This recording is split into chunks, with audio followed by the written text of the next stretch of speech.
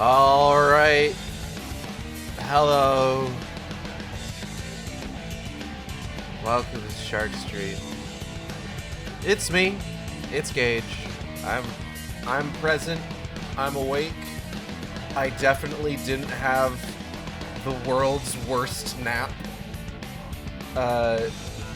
Just prior to this. Okay, hold on. I gotta... Hold on 1 second. Let me recenter myself here.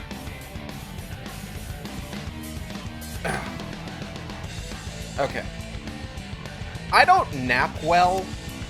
By the way, it's Saturday. Welcome to the Shark Stream. Welcome to Final Fantasy XIV. We're gonna be doing the Shadowbringers trial series here in a little bit. The Sorrow of Wurlit. I don't nap well. Like, at all. Like, just kind of, let's start there like a base. At any time I have tried to take a nap, it lasts anywhere from 30 minutes to like 2 hours, and I always wake up feeling like death warmed over.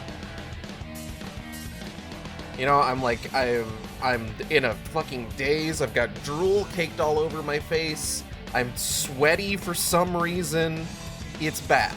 It's not a good time had by anyone, quite frankly.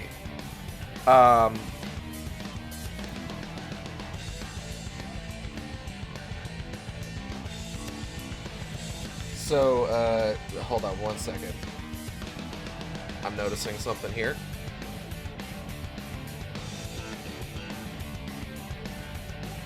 So, like, when I tell you that, like, oh yeah, it was bad, man. I need you to understand that I'm not kidding. It was not it was I don't even know, like, properly how to, like, convey just, like...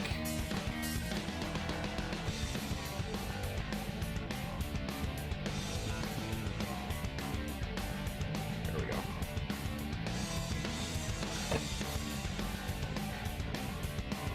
It is Saturday, the final day of January.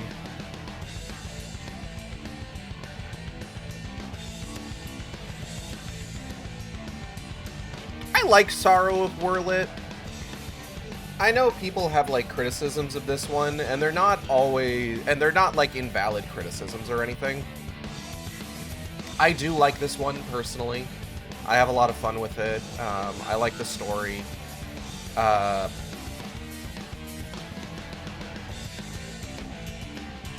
What I'm not looking forward to is the fact that this one does not have any voiced cutscenes.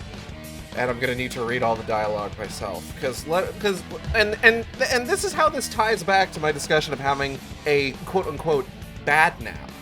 I am so exhausted. That's the thing about having a bad nap. Is just like, it's not restful. You do in fact wake up feeling worse. It is not conducive to me suddenly needing to read a bunch of text, unfortunately.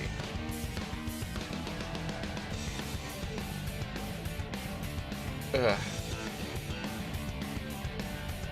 And yet, we persist.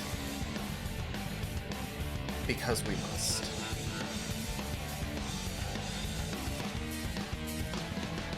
There's a post going around on Blue Sky today about,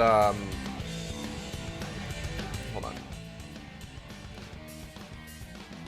About, movies that you had, like, the sequel, but never had, like, the first movie in the series, so you ended up kind of watching that one, like, a bunch of times before you ever saw the original. And for me, that was Rescuers Down Under. We had that one on VHS. We had,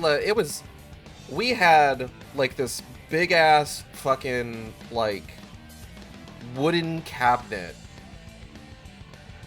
that we stored all our VHS tapes in. And it was always, like, I remember being a kid and being like, let's pull out a movie to watch, and just, like, you open this thing up and it's just a wall of VHS tapes that had, like, shelves on, like, the little doors and everything. And it was just, like, it was a magical experience. pulling out a videotape to watch. And we had a fair few number of VHS tapes when I was a kid. Most of them just like animated movies, you know, stuff we picked up here and there. And the thing with like animated movies is that like, you know, you get like the certified bangers, obviously. Like, you know, we had like all sorts of like, hello Xando, welcome. We had all sorts of like, what's the word I'm looking for? Like Disney movies and like the clamshell cases. Gonna lurk today, have a good one. Alright, enjoy lurking.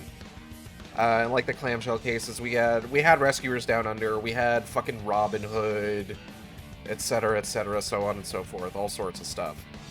But then like occasionally you'd have like the stuff that was just like picked up for like, because I wasn't in charge of what movies we bought. That was all my parents. I was a wee shark pup.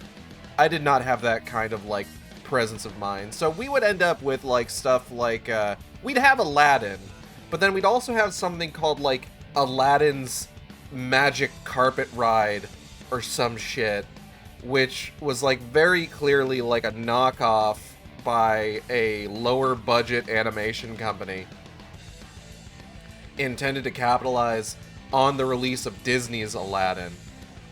And it didn't even have a fucking magic carpet in it. I think on a purely like textual level, I think it was a little bit more accurate to the actual tale of Aladdin. But it also wasn't good. You know? And one of these movies we had... So you remember the other day when I was talking about the fact that I've like been having trouble like kind of like sitting down and just kind of like doing things that I enjoy, you know? And how like one of the things that I'd been doing was like I was chipping away at Silent Hill 2 Remake.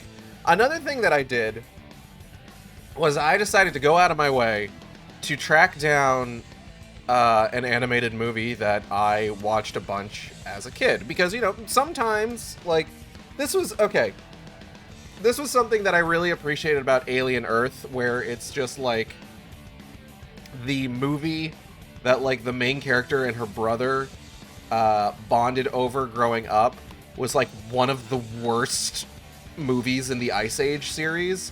Because it's true, when you're a kid growing up, there's always like one dog shit movie that you end up having, like, watching a bunch and kind of having an affinity for. And I had a bunch of those. Because, like, we did have, like, a bunch of movies where it's just, like, this was just something that someone picked, that, like, our parents picked up because, like, they saw it on the shelf and just like, oh, this looks like a good movie that we could put on the TV and we don't have to worry about the kids for, like, an hour and a half. Oh, that's mean. That's mean to my parents. And that Aladdin knockoff was one of them, but another one was this movie that I sought out the other day because I was having trouble figuring out what I wanted to do, and I was suddenly gripped by the idea of this movie I had seen as a child called The Magical Voyage, which is a movie about Christopher Columbus. And this was back in the day before, like, I knew any better, you know?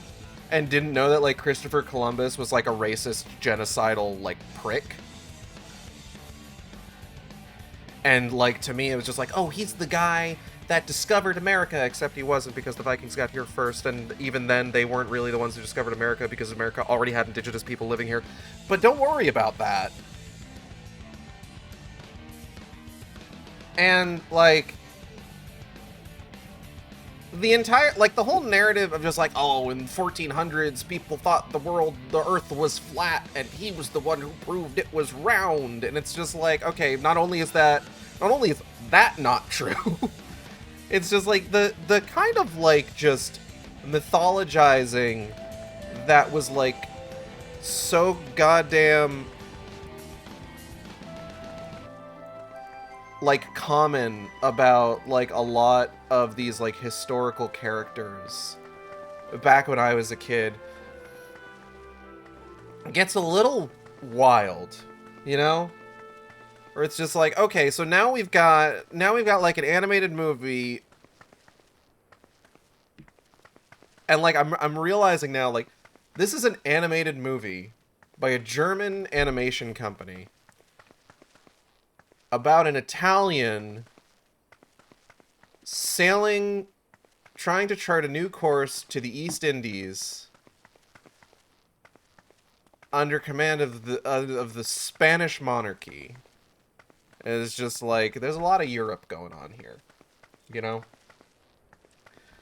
So this movie, The Magical Voyage, like, I remember when I was a kid, I didn't understand that, like, or at least I don't think I understood that, like, I'm talking about when I was like a young kid. Like, eventually, obviously, I would understand that, like, oh yeah, anime is made in Japan, etc., etc.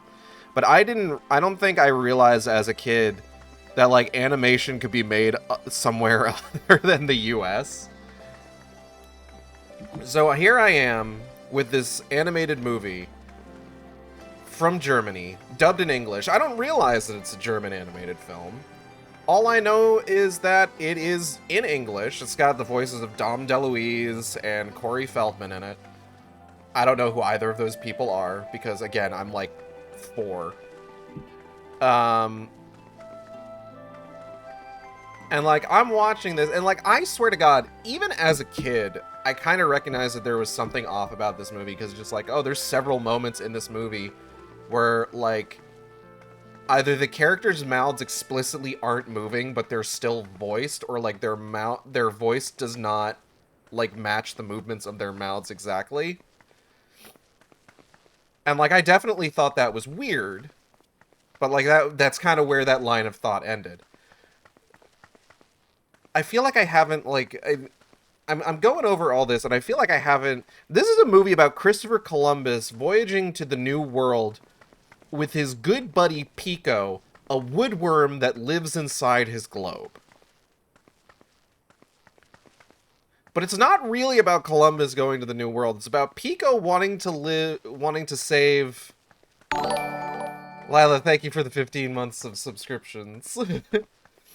It's a movie about Pico wanting to save his girlfriend that he's known for all of, like, 5 minutes, who is the princess of the Moon Sprites. Her name is Marilyn, and she was kidnapped by an evil, sentient swarm of bees called the Swarm Lord,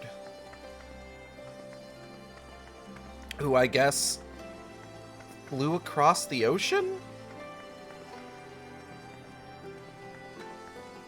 From North America?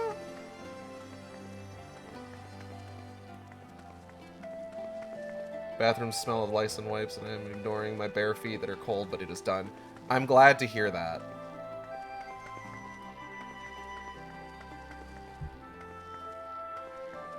Lysol. Lysol.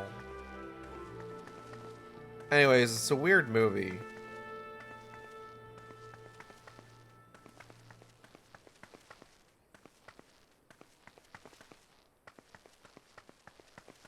I'm not really sure.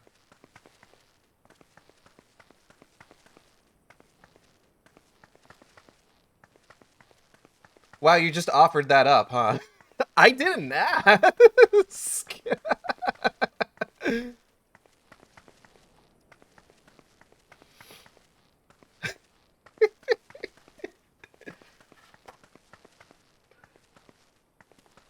Lila, I say this with, like, with nothing but good intentions here.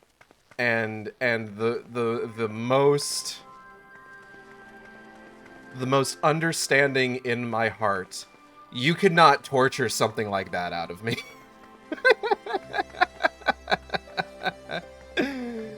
Oh boy. Okay. What was I talking about? Magical Voyage. So I rewatched this movie the other day. The whole thing's on YouTube. And I was kind of surprised to like find out that like I was talking with like friend of the stream Zilla, and then I also mentioned this in the Catpool server. I'm kind of surprised to find out that there's like more than one person that knows about this movie. Although I guess I shouldn't be too surprised. There was like a Nostalgia Critic episode about it. I think that episode came out while I was like still keeping up with Nostalgia Critic. But it's such a weird goddamn movie. Like, just to start with, just by its very, like, concept of just, like, we're gonna tell the story of Christopher Columbus. And also he has a little funny woodworm friend, I guess. Voiced by Corey Feldman. And Christopher Columbus is Dom DeLuise.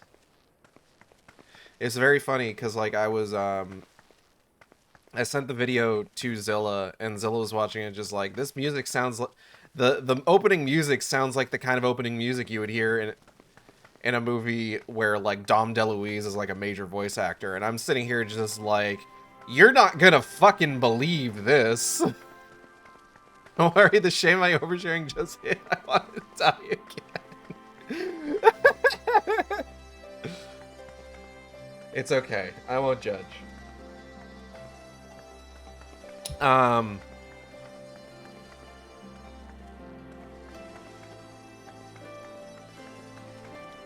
movie's a goddamn fever dream.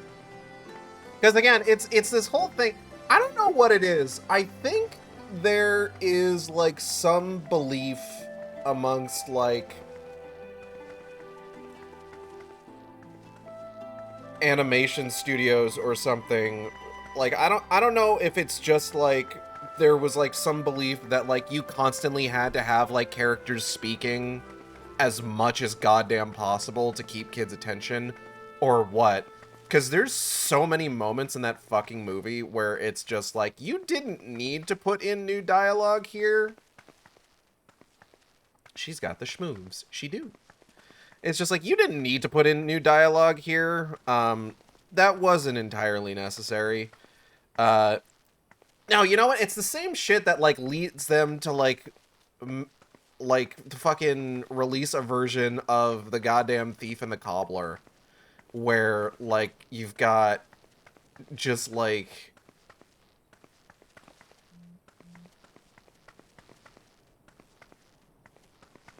these moments that are intended to be just, like, silent moments where, like, the animation is intended to be doing most of the work. But no, let's go ahead and put fucking, like... God, who is it? Matthew Broderick, I think, was the voice of the Cobbler in that version of the movie. All my childhood anime movies are fever dreams. I barely remember if half of them were real. And then whoever did like the fucking internal monologue of the thief or whatever. But it's just like,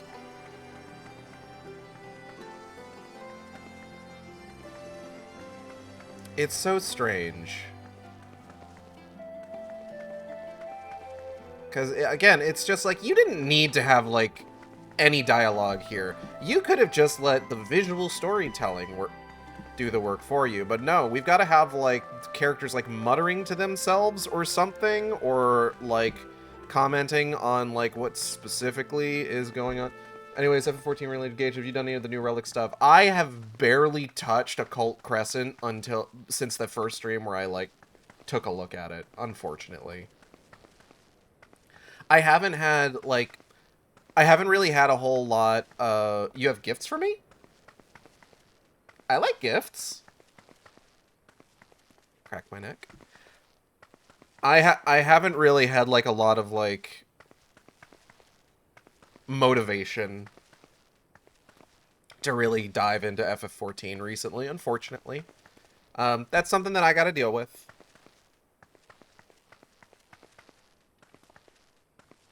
I think, like, the weirdest part, like, okay, there's a bunch of shit going on with this movie.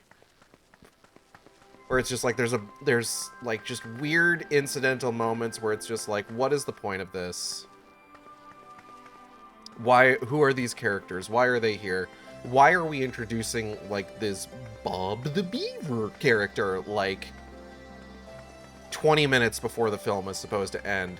I guess one of the there's like a trio of rats that are introduced like midway through the movie. And then like I guess one of them fucking dies? Like, there's a line of dialogue about one of them being knocked out cold when the ship runs aground. Oh, it's raining now. Did I not turn off the pause on weather and daytime?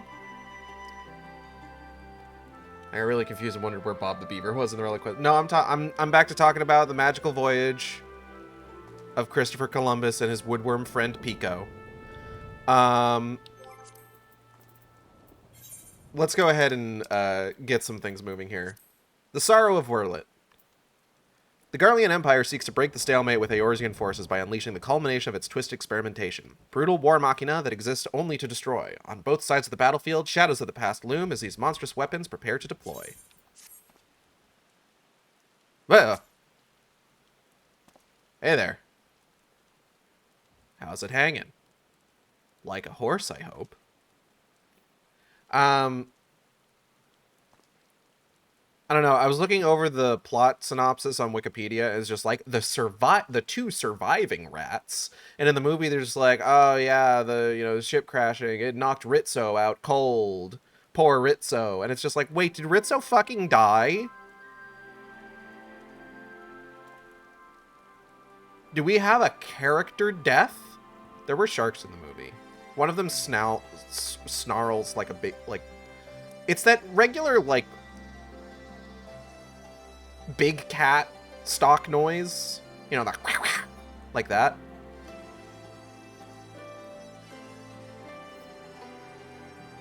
Which, like, I don't know if that's better or worse than just, like, your standard, like, we're going to make the sharks roar. I feel like I gotta watch, like, a good animated movie. You know? Like, I can't... There's a part of me that it's just like, hello, Kale. I just watched this, and it's just like, I haven't watched another animated movie, like, since watching that.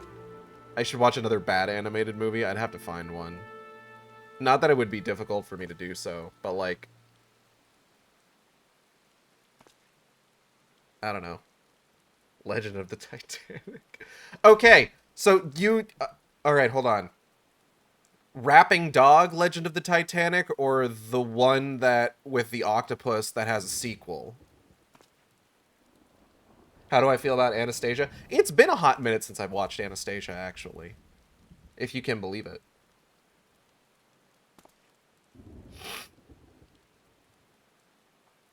Because if the Legend of Titanic, if the Legend of the Titanic you're talking about, now I'm trying to remember if there was a rapping dog, but yes, the octopus. Okay. No, then you're talking about a different one. I think I'm thinking about Titanic, The Legend Goes On. Okay. Nostalgia Critic sucks, right? But when he did his video about the animated Titanic movie, I do have to admit, he kind of popped off about talking about just like, the Titanic isn't a legend. It's a thing that fucking happened. You can't call it a legend. It actually happened. It's a real event. Oh, man. I think I have seen the one with the octopus, though. Maybe. Hello, Ion Agenda. Didn't you know the Titanic was such... It's okay, because no one died on the Titanic.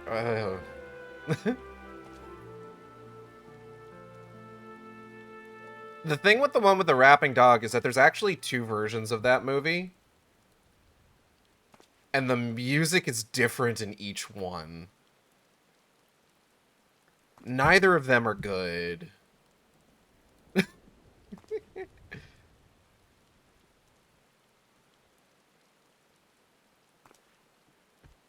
I gotta watch, like, Secret of Nim or something, man. Like, fucking Last Unicorn or some shit. Like, I can't... I need to watch a good animated movie. I need to remind myself that, like, animation can be used for good.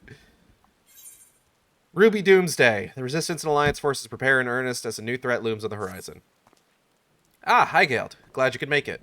As you may have heard, Commander Alden has given orders to embark from Alliance headquarters to hold back the advance of the Empire's latest menace. Not that the soldiers stationed there are too chuffed about being on the front line against these new weapons. If they're designed to slay primals, they'd make short work of us mere mortals as well. Mind you, it's Gaius Balsar and his followers who've led the charge so far. By all accounts, they've been giving as good as they get. Unfortunately, their sorties have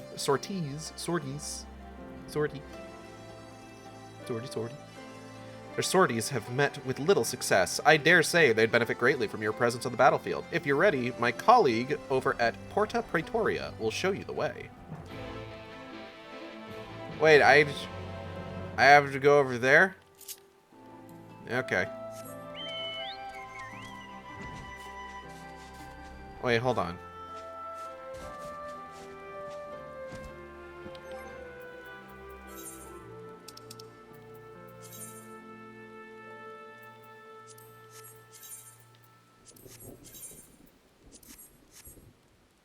There we go. Much better. Gotta dress appropriately.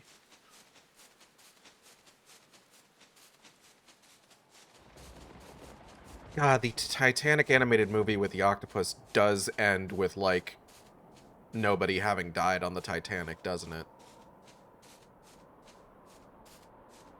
Jesus Christ.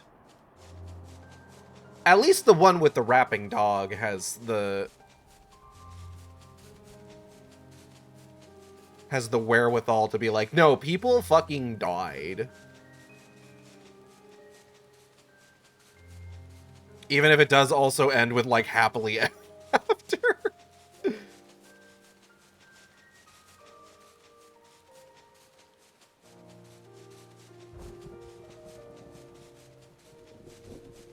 Again, I gotta watch a good fucking animated movie.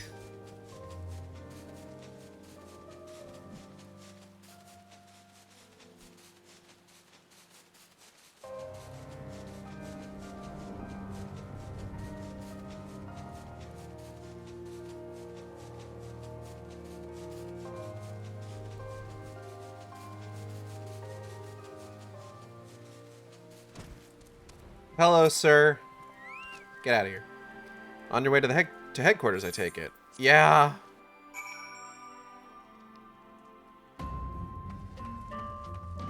Love that you didn't warp to Porta Praetoria. Why would I do that? Don't be silly. Valdolin! To be honest, we weren't sure if you'd ever show up. I, for one, am glad that you decided to throw in your lot with us. I missed you. I'm sorry. Gaius says you are our best hope at defeating that abomination. We have seen only a glimpse of its true power, and even that was more than enough for us. Hold on, let me get out of here.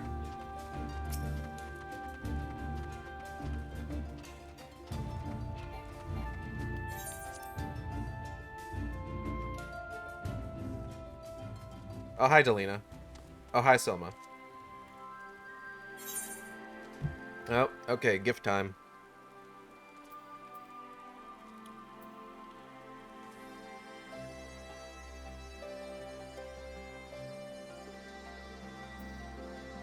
Huh. Okay. Let's take what more more space in my inventory. Oh, that's for relic stuff. Yeah, no, I know. Keep them or sell them. I might sell them. I don't know. I don't think... Do I have any relic stuff right now? I don't think I do. I don't think I've actually gotten that far into Cull Crescent to, like, have any relic stuff that I could even use that on. Unfortunately. They're the crafting parts.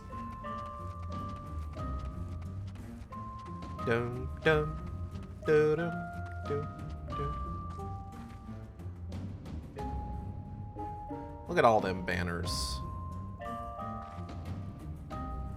Very funny that we can't actually enter that instance. Hi, Gaius.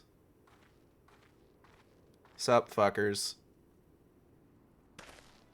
So, your mind is set? Then I shall apprise you of the situation. Hey. We have discovered that the previously abandoned Ultima Weapon project is being helmed by the reformed 7th Legion. They have already succeeded in producing several prototypes, one of which is set to be deployed on the Eorzean front. Its name, the Ruby Weapon. It's the 7th Legion because I think this is all, like, FF7 stuff, I think. Hi, White Pharaoh. He's not the White Pharaoh! And stop invoking the White Pharaoh. The last time he did this, it crashed the stream. Sever and I were able to get within striking distance during one of its test runs and made an attempt to destroy it.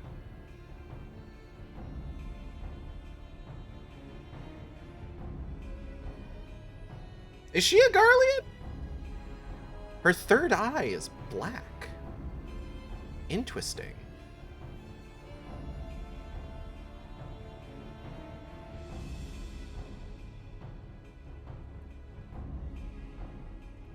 She's got a Skittle. I was going to say who, because she's blinding white. An attempt that ended in failure, alas. Based on our knowledge of the original Ultima weapon, the explosives we employed should have been sufficient to blast through its armor plating, but they barely left a mark. We suspect the gifts of its predecessor may have proven the source of its resilience. As you well know, the Ultima weapon was designed to absorb ether from icons, and the Ruby weapon no doubt shares that ability. If any were summoned during the uprisings in Garlemald's occupied territories and thereafter consumed, our enemy would become all the more formidable. But its near impenetrable armor was only the beginning of our troubles. It fought back with whip-like claws that can be extended and contracted at will. In the face of such opposition, we were forced to withdraw. Gaius was injured, shielding me from the Ruby weapon's assault. Even now, he struggles to stand. Damn it all! If I hadn't been so careless, this wouldn't have happened. Girl, don't worry about it. You need not concern yourself. Let us not forget that I am the one who initiated the Ultima Weapon project. If I must give my life to bury this shameful legacy, then so be it. If you were to face it as you are now, you'd be cut down before you even hobbled within firing distance. In any case, we can't afford to lose the information in your head on both the foe we face and the Empire itself. We all know that asking for Aigale's assistance presents our best chance of stopping that war machina. 'Tis true that if anyone were capable of putting down such a monstrosity, it would be her. Yeah, I'm pretty cool. Though I have no right to ask this of you, will you lend us your strength?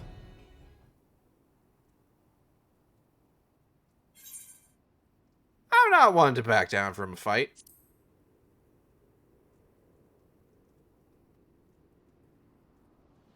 You have my thanks. You have my welcome. And mine, though I must impress upon you the urgency of our situation. We have received word that the Empire is preparing to advance on the Gimlet Dark. That is where we will intercept them. If our fears are proven correct, the Ruby weapon will be among their host. Should it break through our lines, there is no telling the devastation it will wreak. Make no mistake, the very survival of Eorzea hangs in the balance. Once you have steeled yourself for the battle ahead, your escort will lead the way. Hi, I'm the escort. I don't do pants stuff.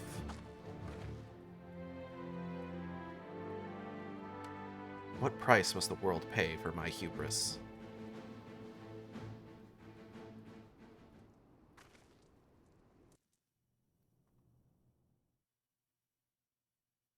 Does it just give...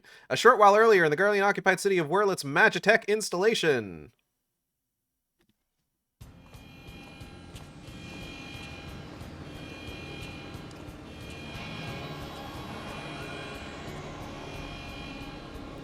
Commencing Ruby weapon activation sequence. All units stand by.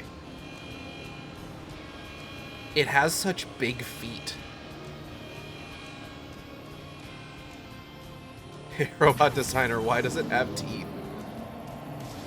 Initiating synthetic orocyte system. Fusion successful. No signs of incompatibility. Awaiting your signal. Ruby weapon, codenamed Darnus, ready for launch.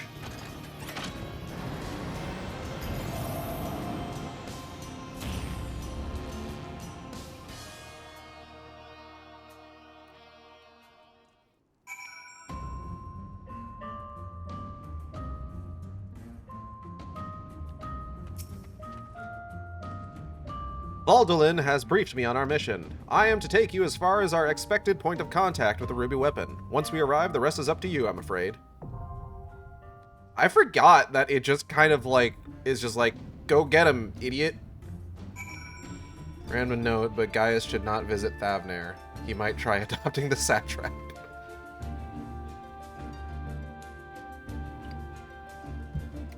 Goodness gracious. Okay, so I guess we're just kind of getting in there. Which is probably for the best, considering I think I spent like the first half hour of this stream talking about fucking animated Christopher Columbus movie.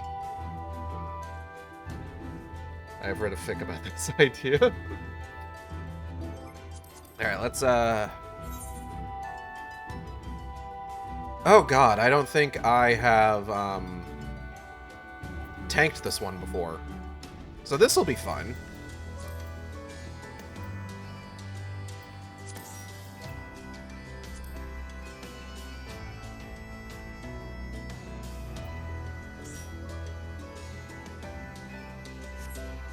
Do you need us to wait a little bit before we go in?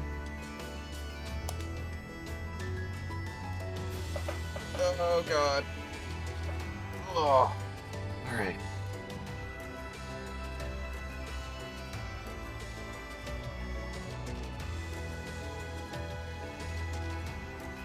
Because, like, I can wait. We can wait a little bit. I can find some bullshit to talk about. How blind are you? How blind do you want to be?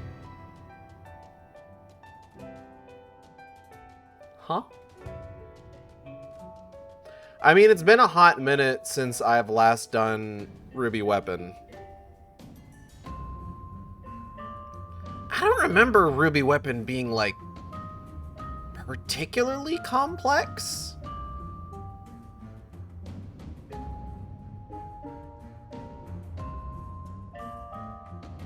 Necessarily? I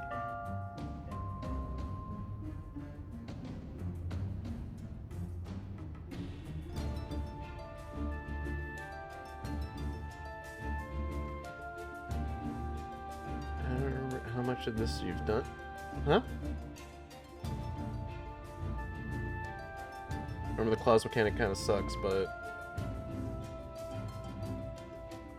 like I've done this entire quest line.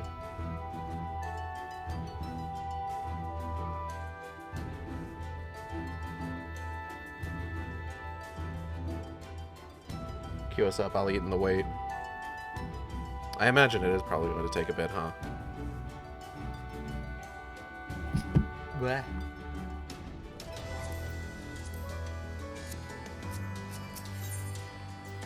Cinderdrift. The Cinderdrift.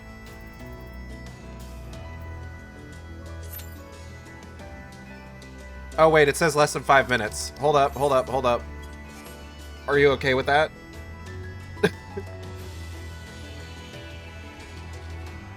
Okay, just want to make sure.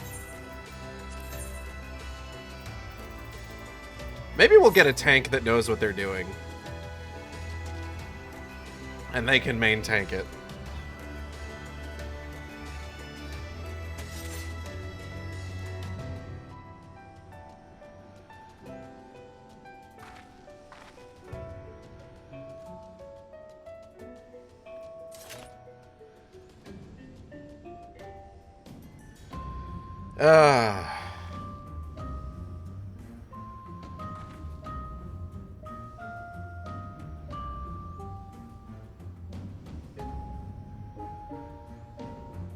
So the magical voyage.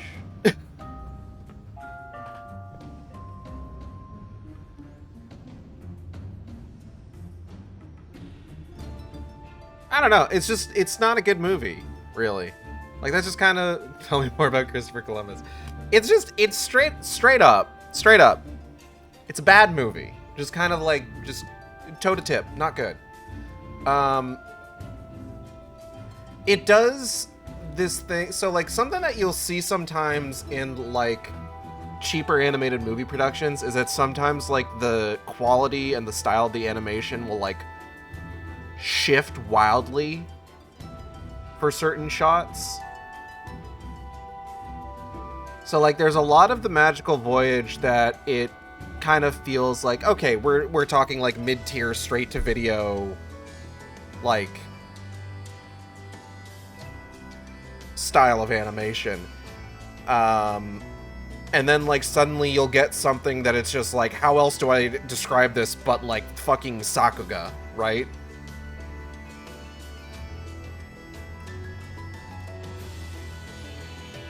It's also, like, weirdly horny at times. Like, it's not something that, like, is present throughout the whole film. There is a large amount of the climax that is just, like, from the point where they start trying to, like, hang Christopher Columbus from the mast with, like, a fucking noose to, like, the end of the movie. There is a large chunk of the film where Christopher Columbus is in, like, oversized boxer briefs. It's weird. But then, like, he also has a dream sequence where, like, a telescope comes out of his crotch that he then uses to spy. Like, it's so weird. And, like, I think he's got some... It extends, yeah. I think he's got a thing for the Queen. It's not really clear whether... Because she clearly has a thing for him, and that pisses off the Short King, who has, like, this, like, evil vizier-looking motherfucker, but, like, they don't fucking matter because, like, once they leave Spain, like, none of those characters, like, show up in any, like, real capacity. I think the thing that, like, gets me, though, is that, like, or, like, one of the things that, like... So you remember how I mentioned that Pico was trying to save his girlfriend of 5 minutes? This Princess of the Moon Sprites? There's this extended period, like, the first time that he meets her, there's this extended sequence where she's talking about, like, her homeland, and she uses, like, all these, like, lurid descriptions of what it's like. And it's just, like, you're listening to this and just, like, it's so... It's trying so hard to make this sound like this just magical realm. And to the point that, like, eventually, like, your brain just kind of, like, stops hearing it. Or it's just like a, water, sky, flower, yeah, okay, I stopped listening, like, 30 seconds ago. You're still going with this. It's such a weird sequence. And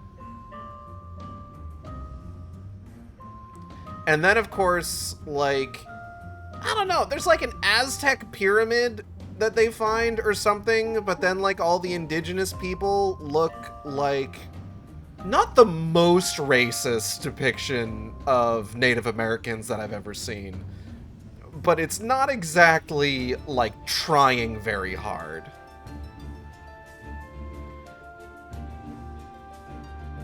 But then it's just like... There's this whole sequence at the end where it's just like, oh, Christopher Columbus, the racism could be worse is such a bar to set. But then, like, there's this whole sequence, I'm trying to remember, like, the specific, I feel like I wrote down, like, basically what it, like, amounted to. Where they're, like, sailing away, they're pleased with their success in charting this new route. And Christopher Columbus is just like, just think, Pico, because of you and me, one day there's gonna be a big, big city right here. And it's gonna be full of all kinds of people and buildings that stretch to the sky. And it's just like, okay, you're constructing New York. Christopher Columbus did not land at New York City, or where New York City. Christopher Columbus did not end up on fucking Manhattan, okay?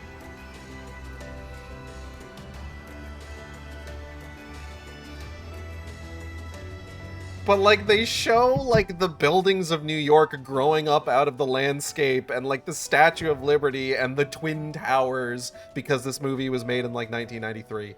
And the entire time I'm watching this, and I'm just thinking, like, hey, what about all the people that already live there? So, like, my reaction was just like, wow, Columbus, what about all the people that already live there? Don't worry about that right now, Pico.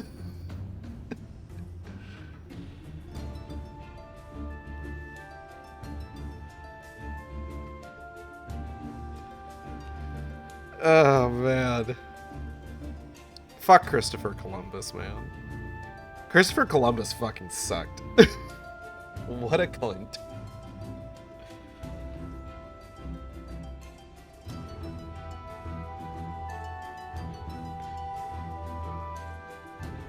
Yeah.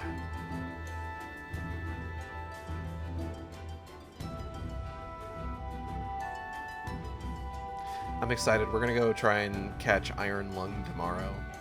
I've been hearing good things. I'm really excited to check it out.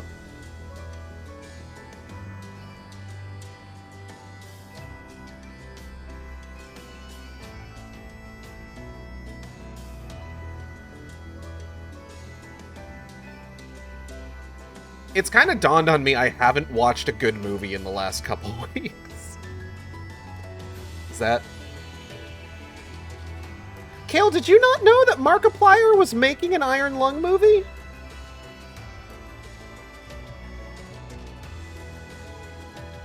Like a theatrically released film adaptation of the game Iron Lung? Directed by and starring one Markiplier? This is how you learn... Are you... What? I'm sorry, I'm a little shocked. I'm a little shocked that I'm how you're learning about this.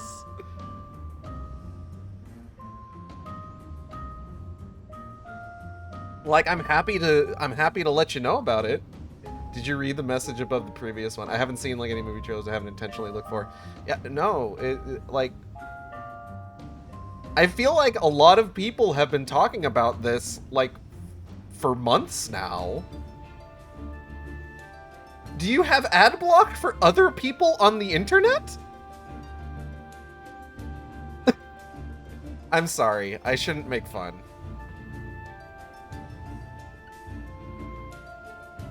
But yeah, Markiplier, like, and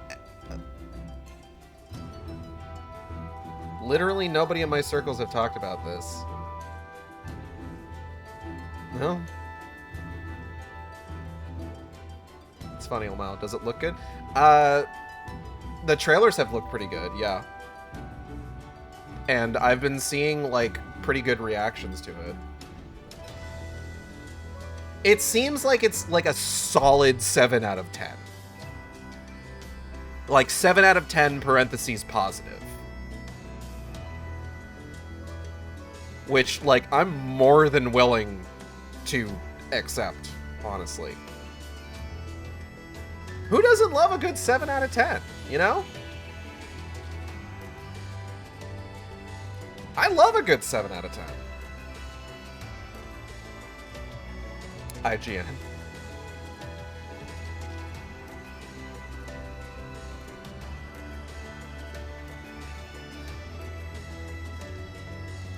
Your last 2 movie reviews in these streams. I know, it's so far been The Magical Voyage and Return to Silent Hill. Return to Silent Hill and Christopher Columbus glazing, you deserve a W. Yeah, like, that's what I was going on about. Just like, I need to watch good movies again. I can't take this much longer. Oh, boy.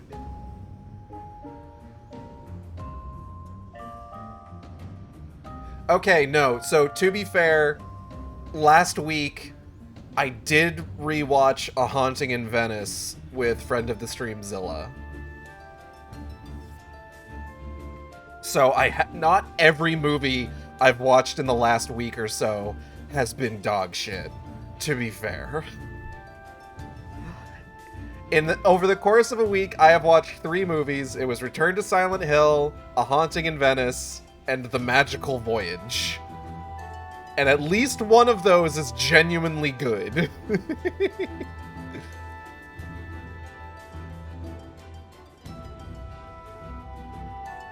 The genuinely good one is A Haunting in Venice. To make it, just to be 100% clear. If you haven't seen A Haunting in Venice, I highly recommend it. It's the best of Kenneth Branagh's Poirot trilogy.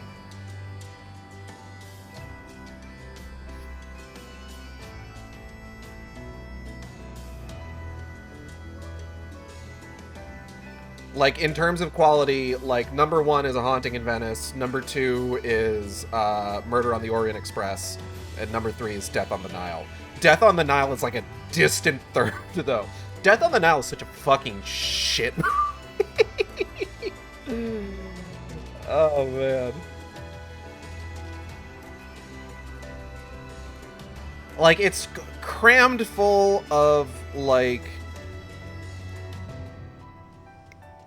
just, like, plot lines and subplots. Like, you've got, like, the main, like, murder. You've got, like, the secret assignment that Poirot was on. You've got, like, he's got, like, this kind of, like, kind of awkward, almost schoolboyish romance with Salome Otterborn, who is, like, the best character in that movie. And then, like, you also need to contend with the fact there's, like, 3 actors in this movie that, like, have either kind of, like, fallen from grace or are generally considered, like... I'm gonna sneeze. Are generally considered, like, just awful actors. Because, like, we're talking about a movie that has, like, Russell Brand, Armie Hammer, and Gal Gadot in it. Like, it's... like, Murder on the Orient Express got by with, like, just Johnny Depp. If the cue popped while you were sneezed, that would have been amazing. It would have been. Murder on the Orient Express got by, like, just having, like, Johnny Depp in it. And, like, that was the worst thing that it had done.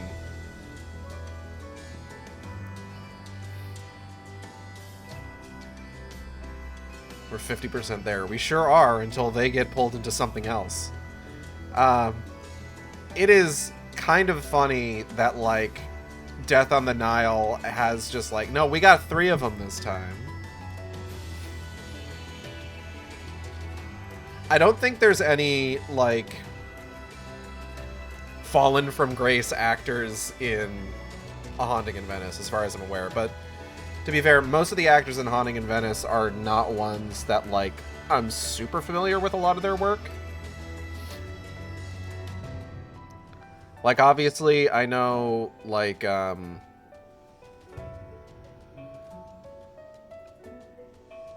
let's see, there's the one that plays the mom. I had seen her. She was, Mary Morstan in the Guy Ritchie Sherlock Holmes movies.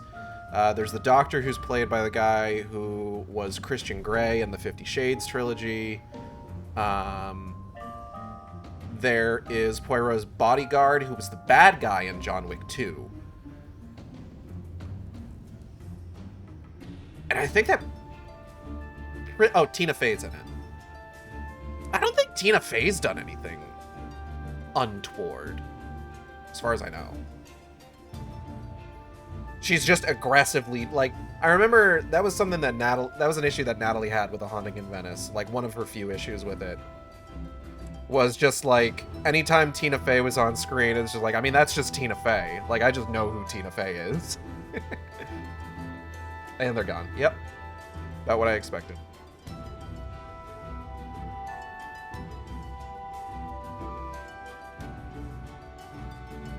And I mean, like, I'm not trying to say that, like, it doesn't take me out of the moment. Because it's just like, I think Tina Fey's a good actor. But, like, I'm also sitting here thinking, just like, that is just Tina Fey.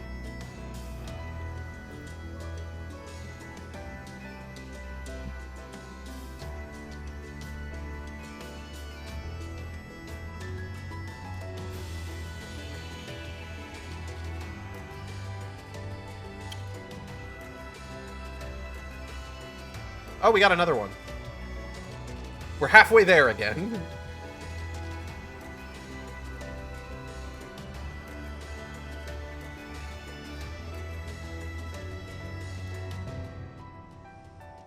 I didn't talk about Wicked Game last stream. There hasn't been really any sort of like movement on Wicked Game, unfortunately. P.S. Read Wicked Game.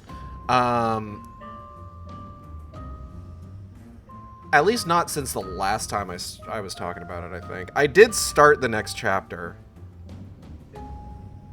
And I've been kind of like plugging away at that a little bit.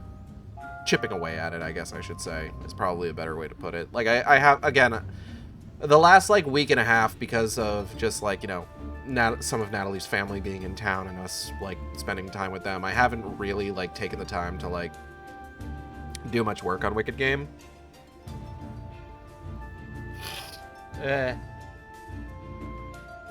Excuse me. You have family.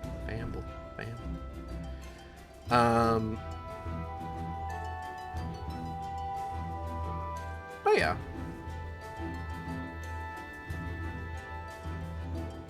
Now that things have like kind of slowed down a bit here, I'm probably going to try and start working on it again.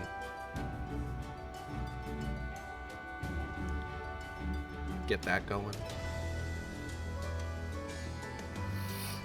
I think with the last couple scenes that I had written, I kind of had the benefit of like working with like a particular like deadline or goal in mind, where it's just like, okay,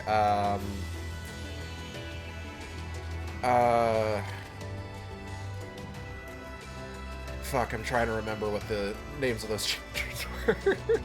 Hold on, let me pull up my thread.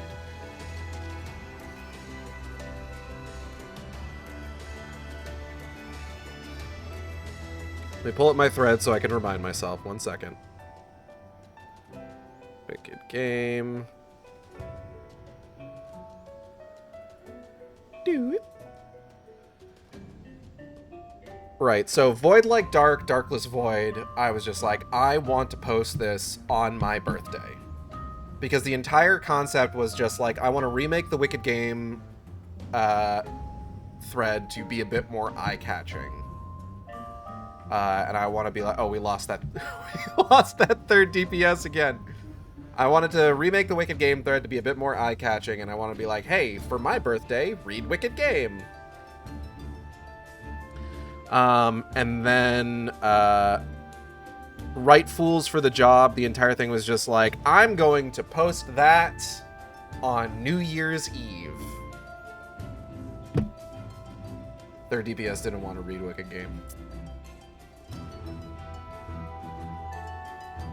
Their loss.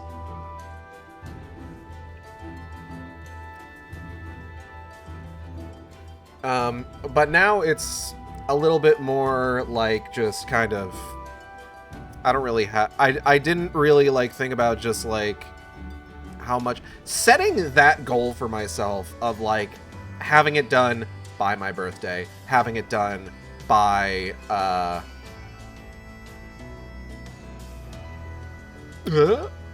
having it done by, what's the word I'm looking for? New Year's Eve. I feel like that really kind of helped me with just like being like, okay, time to knuckle down.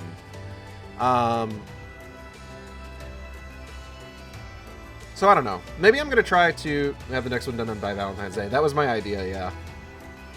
Which I think is a fun idea for like this particular story. Oh, fuck. All of a sudden.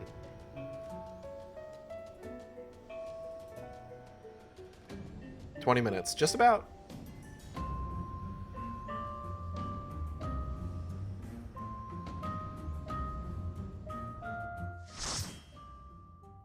That's how long the next duty is going to take as well.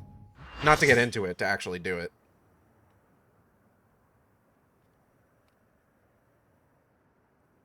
Sidodwith. Remember, it's O Heart of Savik. It is now.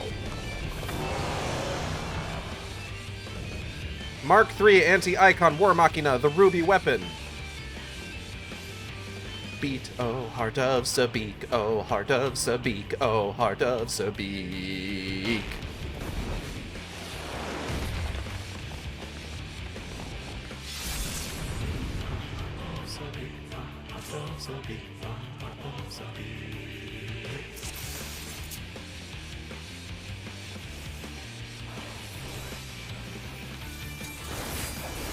I am not main tank.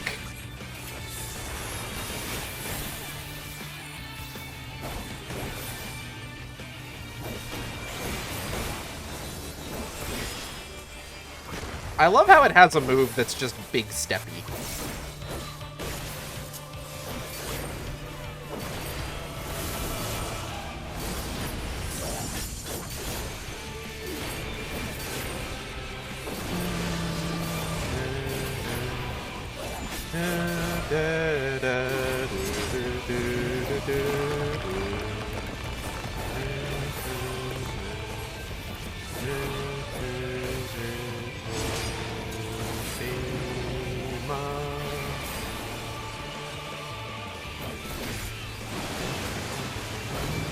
Oh, right. I forgot about that part. It's been a minute, okay?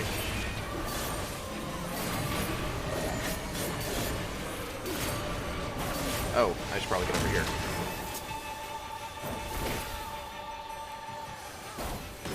This thing's kind of melting, huh? Like, we're already like 50% of the way through. Maybe it wasn't that big of a deal.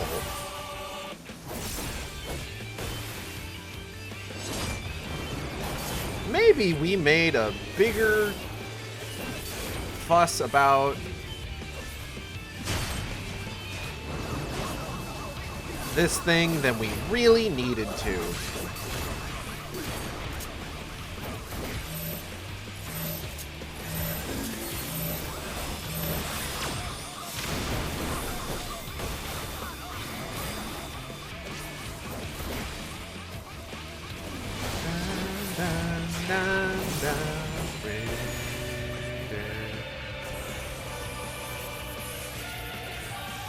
I'm gonna go ahead and just...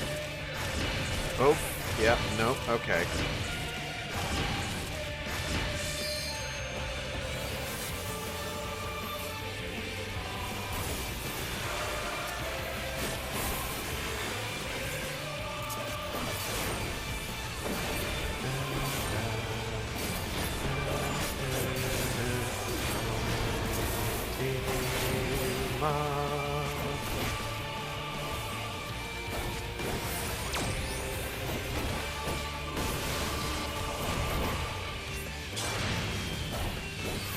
Oh.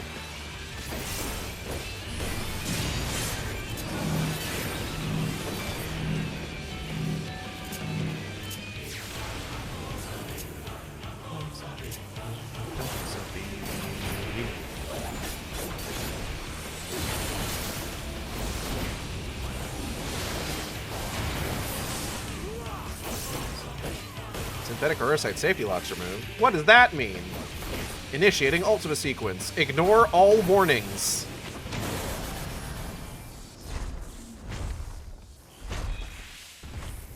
This can't be. The Ruby Weapon is unstoppable. We stopped it pretty good, I feel like. What?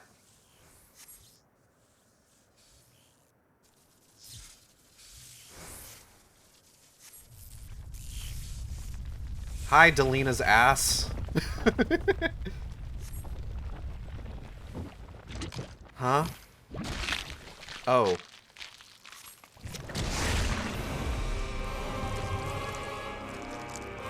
This seems normal.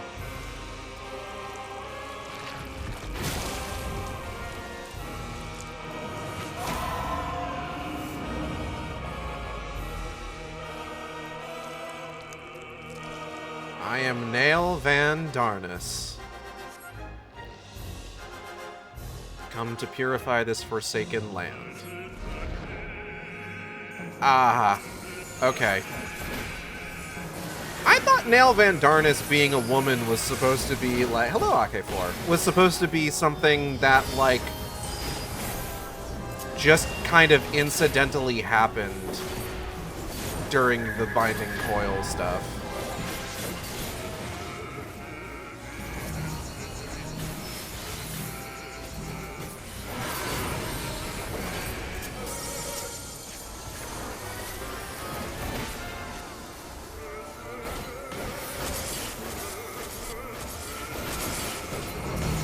Oh shit, wait.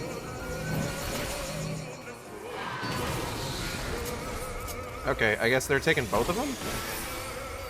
Are they supposed to be separated? Oh, okay, okay. Hold on, I got this.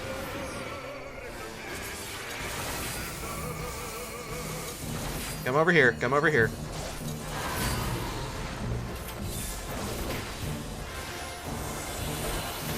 I forgot that mechanic. That's on me. Are we dead? Yep. Okay. My bad. That's on me.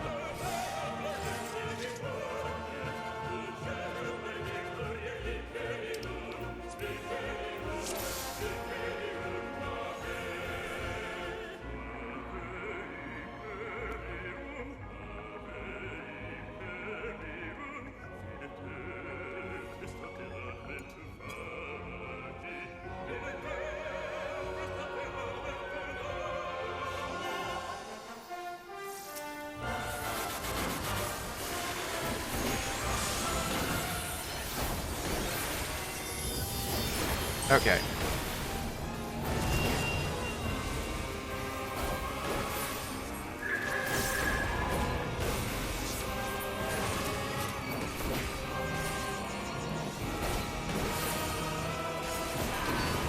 Okay, we got this time. It isn't even difficult. This is baby mode.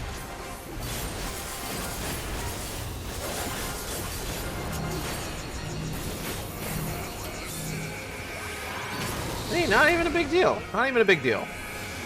Like, who give a shit?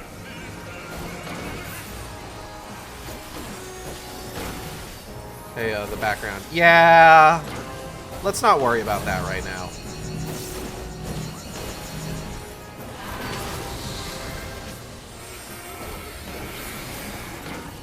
Like, that's probably fine.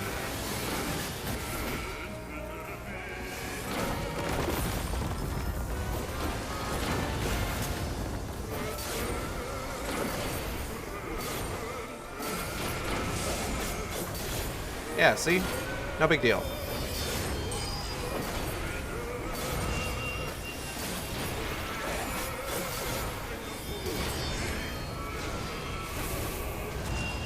Are we gonna do, is it gonna be like the same? We got the two dudes again. Oh, fuck. Okay.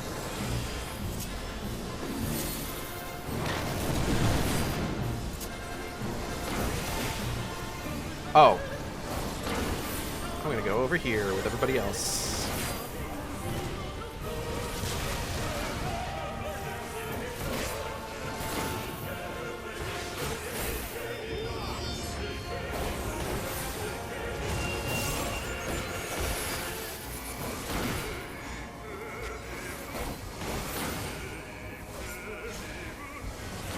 I got it.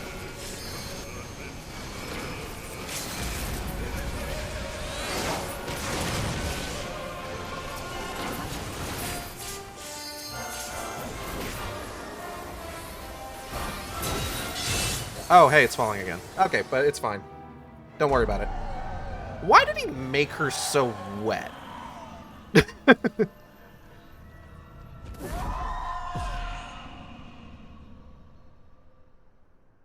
Alright. So that's Ruby Weapon.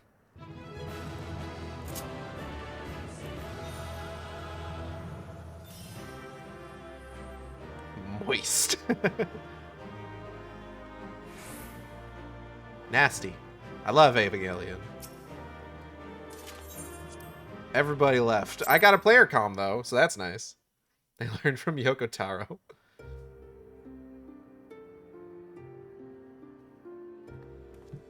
Yoko Taro do be doing that sort of thing. Hey, man. Even from afar, your figure was unmistakable. As ever, an impressive display. Thank you. Though, as I am sure you will concur, the ultimate weapon pales in comparison to this new monstrosity. Their research is allowed to continue, the next model will be nigh on unstoppable. We probably shouldn't mention that we've got 4 more of these to do then, huh? Or 3 more of them. With that in mind, the Alliance has enlisted the help of... Wait, I hear something. Yep.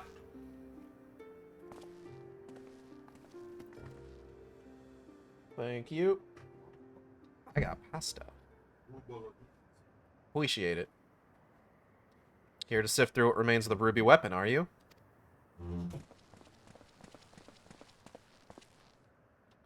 Allie, what do you think you're doing? Allie?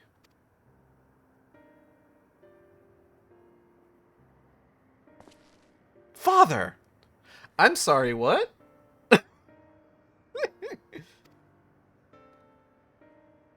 It has been too long, Alphonse. And you too, Rex. Are you mad at me? Given that the Empire is proceeding with the weapon project and making inroads into Eorzea, I suppose it was only a matter of time until our paths crossed. These quests really front-load the trial, and then there's the lore. It's wonderful to see you again, Father, although I can't say I think much of the company you've been keeping. I know a lot's happened, but I'm just glad you're all right, and now you can come back to Garlemald with us. No?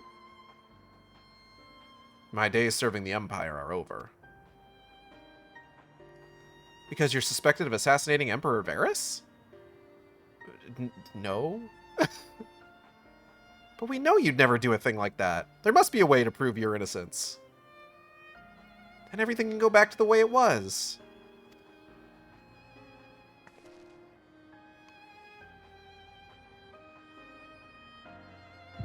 Ugh. Oh, the part where the camera zoomed in on my cat butt more than once, in fact. It did, it's true. Try and have some of this pasta. So he found you two shivering on the roadside when he was going through Wurlet. Lucky for you, eh?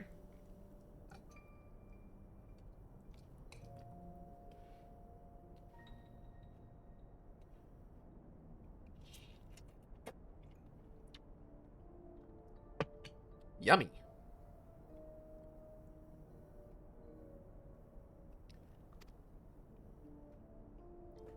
If he hadn't, we'd probably be dead by now. As for us 3, our parents all died in the epidemic. We'd still be begging on street corners if it weren't for him. I just wish there was a way we could repay Lord Gaius for all the kindness he's shown us. He fights for the Empire, so we should too. That will make him proud of us. Oh boy. You're saying we should join the army? No, it's a bad idea. I don't think that's such a good idea. Yeah, listen to Recon. Everyone in Wurlet was scared of the Garleans. Why would we want to be like them? Lord Gaius is different. I know he is, which is not untrue.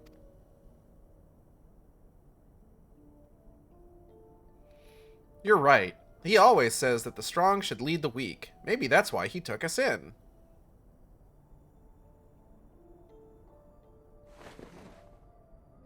Alright, if becoming a soldier is what it takes, I'll do it. Who's with me?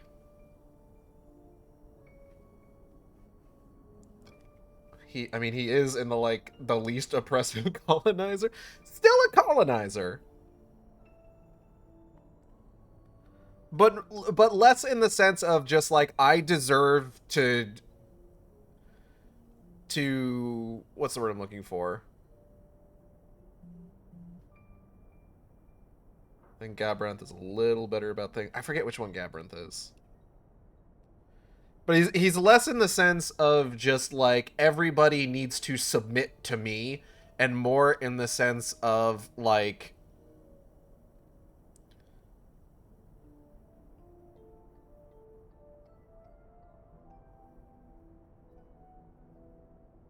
only the strong can lead the world to peace, so I need to be the strong. I need to prove myself the strongest so that I can lead the weak, so that the weak don't have to be so in so much pain, something like that. I don't fucking know. Still a colonizer.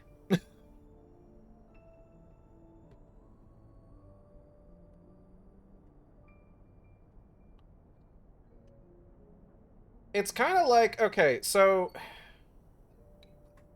Assassin's Creed, right?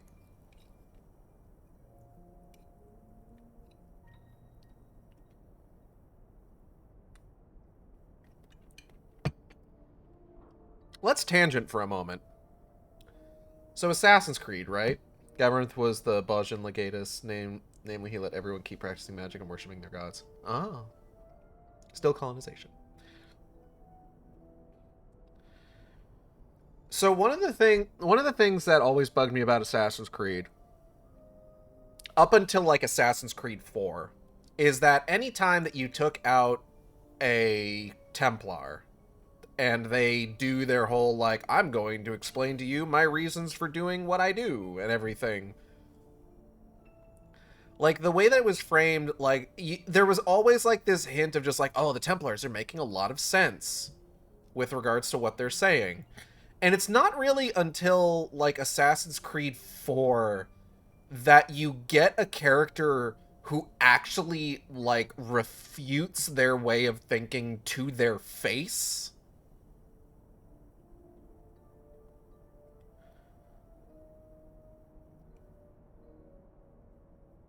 Where like the Templars are just like, oh, look what freedom has wrought, like all these all this like terrible war, etc., etc. And then like finally in Assassin's Creed 4 you get a character who's just like, you're condemning free people for living freely.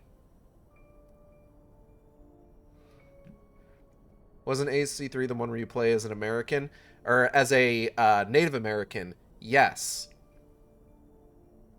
I feel like Assassin's Creed 3 gets a little too caught up in like the whole Revolutionary War aspect of it though.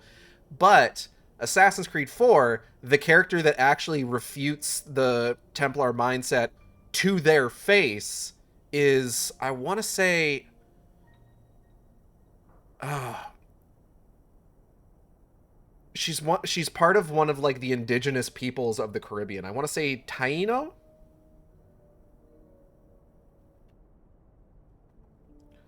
Hey, what does the Native American have to say about the oppression of forced control? Nothing? Gotcha. Well, okay. Honestly, there is uh, some interesting stuff with how they do that. So, like I said, it gets a little too caught up in the Revolutionary War aspect and how, like, different facets of that war affected, like, the people involved in them in terms of just, like, okay, um, we've got the assassins on the side of the colonists who are against being like subjected to rules designated by uh, the monarchy, like across the sea, that they have no say in any decisions that are being made. Um, and then you've got the Templars, which are on the side of the monarchy because it's the whole idea of just like control needs to be like implemented in order for like humanity to thrive and progress in their minds.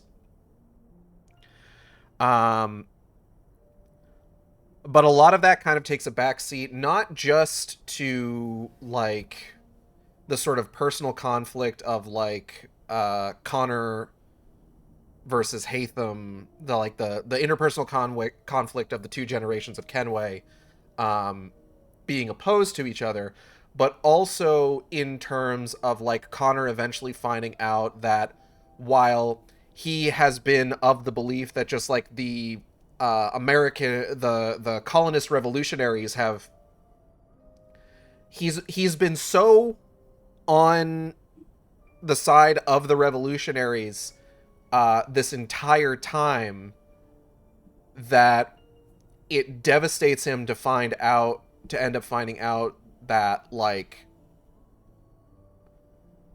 the person responsible for sacking his village when he was a child and burning it to the ground and killing his mother was in fact George Washington.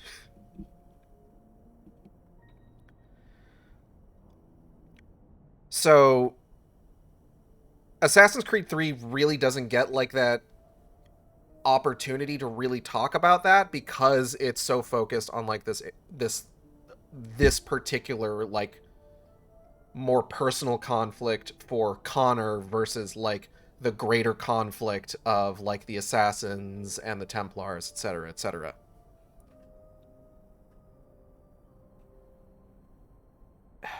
I do want to do the Assassin's Creed games at some point, though those are like particularly big commitments. I feel like I would need to start doing longer streams, I think, if I wanted to get into some of the games that I want to get to. We'll talk about this more once we're out of the cutscene. Count me in, and maybe one day people will look up to us like we do Lord Gaius. Uh-huh. Uh-huh. Then it's settled. From now on, we're all brothers and sisters fighting for the same cause. Brothers and sisters? Then that would make Lord Gaius our father? Well, if he doesn't mind us calling him that, I suppose so. That makes you our big brother, since you're the oldest. You'd better be nice to us, or I'm telling father. Haha. This is so extremely kid logic. It is. Because they're children, you see.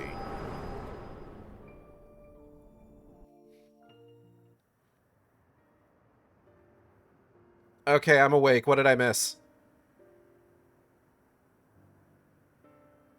We're going to be strong and fight the war and be heroes, just like Father. Father, since you went away, a lot has changed in the Empire. For us, too. If we'd known that you were still out there, still alive, none of this would have happened. Huh? What do you mean? The truth is... Oh.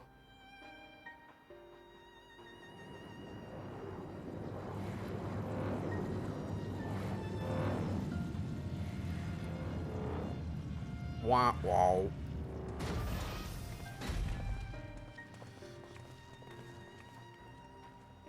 If you must go, I will not stop you, but answer me this. Who was piloting the ruby weapon? We all know that Nail Van Darnus has not returned from the dead. Who do you think?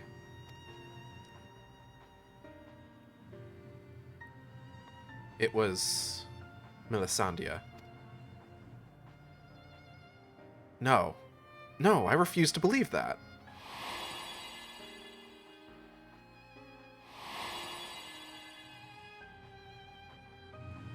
I refuse to believe you would let that happen. She was a sister to you all. To all of you.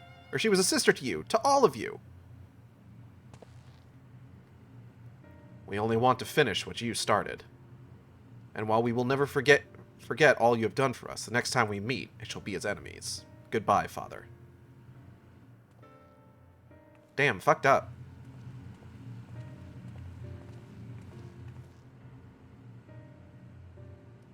As for you, hero of Eorzea, you'll pay for what you did to Melisandre. I swear it. What I did?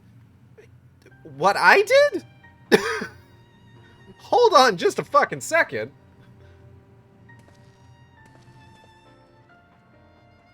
Dog, I wasn't even main tank.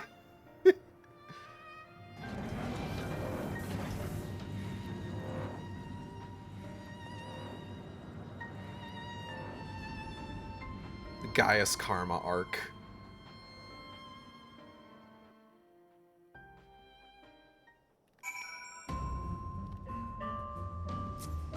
Hey man, how you holding up? badly, it seems like. He's giving me the ellipses.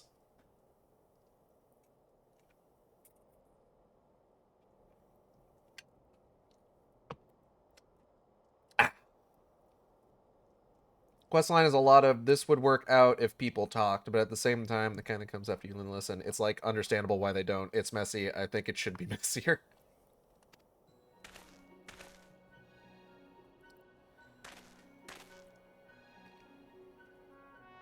Oh, hey there, Sid. Wouldn't be a side quest chain if you didn't show up. Well, well, Gaius Van Balsar, we meet again. I think it's just Gaius Balsar now. Come to see how your precious weapon project has been proceeding in your absence, have you?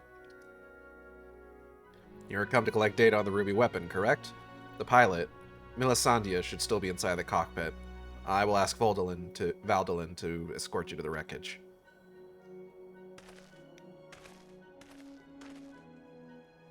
Any idea who this Milisandia is? An Imperial crony of his, perhaps. Adopted daughter, Bunny. One of the orphans. Gaius always did have an eye for talent and a mind to nurture it. In fact, Livia Sans Junius was another protege of his. Which kind of makes... Listen, Livia was kind of a weird one. Can you imagine Gaius taking in, like, going to Livia and just like, hey, you seem like you're pretty good at this. You want to study under me? And she's just like, I want you. And he's just like, okay. I imagine if Olivia... Look, Gaius kind of sucks, but, like, he doesn't seem like the kind of person who would take advantage of somebody like that. He definitely blocked out that part of her. You walk up to guys who's like, hey, why did Livia Sans Junius want to fuck you so much? And he's just like, she wanted to what? What are you talking about? It's just like, oh, man. He even took me under his wing when my father became obsessed with the Meteor Project. It's strange that I felt closer to Gaius than my own flesh and blood. Then, my father and countless others lost their lives in the Balsha incident. Although he was acting under Emperor Solus's orders, he masterminded the whole thing. I had begged him to reconsider, to put an end to this madness, but my words fell on deaf ears. That's when I turned to Gaius for support, but he was as much a pawn of the Emperor as my father, and refused to intervene. When my turn came to serve, I defected and fled to eorzea. I blamed Gaius as much as any of them, perhaps even more for the barbaric acts carried out in the name of conquest. But when we met at the Praetorium, all the hatred that had been festering inside me seemed to fade away, and I remembered the man I once respected. To think the dreaded Black Wolf was a mere plaything of the Asians, who left him broken and disgraced, having sent thousands of his men to early graves. It's more than enough. It's more than most could bear. Now the lives of the children he raised hang in the balance. Yeah, and I'm sure that's going to end really well for him. Any personal grievances I have with Gaius can wait. I'd best gather what information I can on the ruby weapon, but I'll be back as soon as possible. Okay.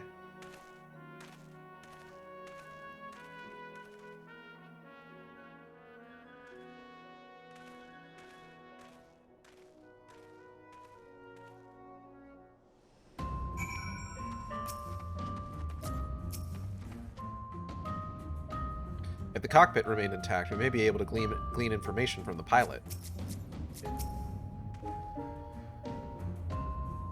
If Sid is as I remember him, it will not take long for him to finish investigating the remains of the ruby weapon. He never was one to waste time. True. Oh shit, Common Rider in 10 minutes. You got time. Yeah, I'm a ways off. We still got to do the solo trial first. Or the solo duty. My engineers are still in the field, but there's something I thought you should know right away.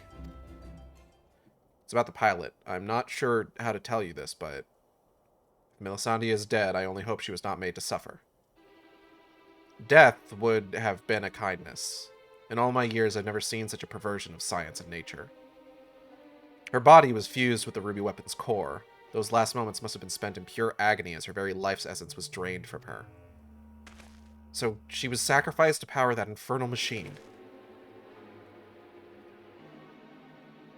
We must act quickly, if we are to prevent the Empire from committing further atrocities. Gale, is there any other information you can share with us regarding the ruby weapon prior to its deactivation? Well, a big, moist, winged nail Van Darnus popped out of its back. Hatched like an egg, it did. I hope she didn't suffer. Let me tell you exactly how much she suffered. I hope she didn't suffer. Well, you may not like this next part. Bunny bunny bunny bunny bunny bunny bunny bunny bunny bunny bunny bunny bunny. Nail Van Darnus. Did the Legatus mean that much to Melisandre? From what I gather, it sounds as if data based on Nail's combat capabilities was used to override the pilot's consciousness after she was fused with the core. If this technology is perfected and the Empire begins implanting the memories of renowned warriors such as the White Raven into its soldiers, the Alliance won't stand a chance. Is such a thing even possible?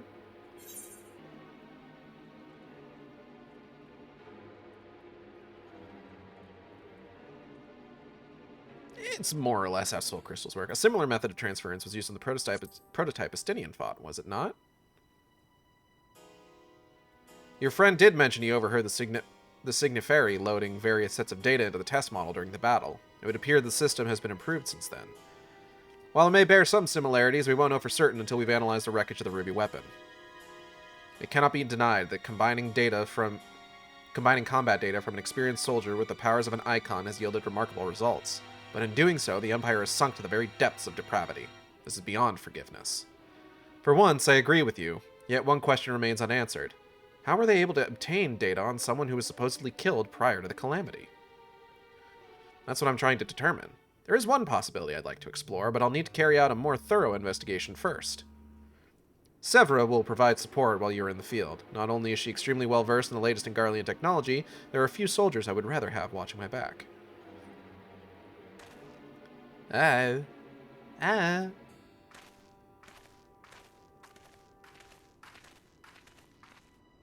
the meantime, Valdolin and I will follow the ruby weapon's tracks back to the point of origin. We will learn what we can of the weapon project, the manner in which Alphonse and the others are involved. Should we uncover anything of value, we will relay it to the troops stationed here. For now, I suggest you use this lull in Garlean activity to recuperate. Okay. Bye. Would I be correct in guessing that this belated reunion with those darling orphans of yours has stirred up memories of your time in Garlemald?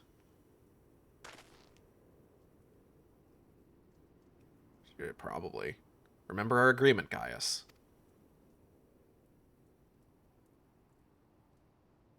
If you so much as think of returning to your Imperial masters, I will kill you. Valdolin-based moments?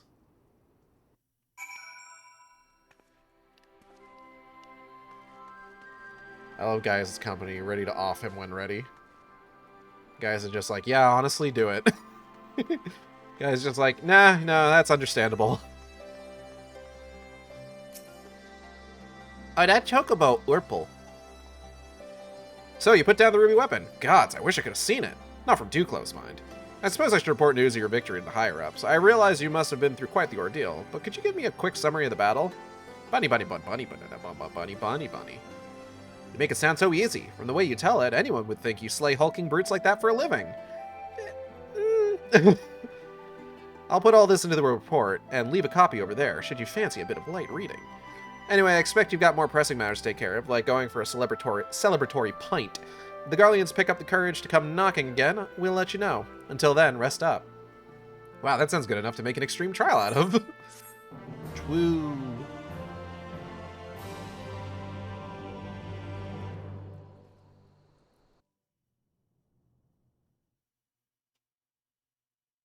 Meanwhile, in the Whirlit Magitech installation...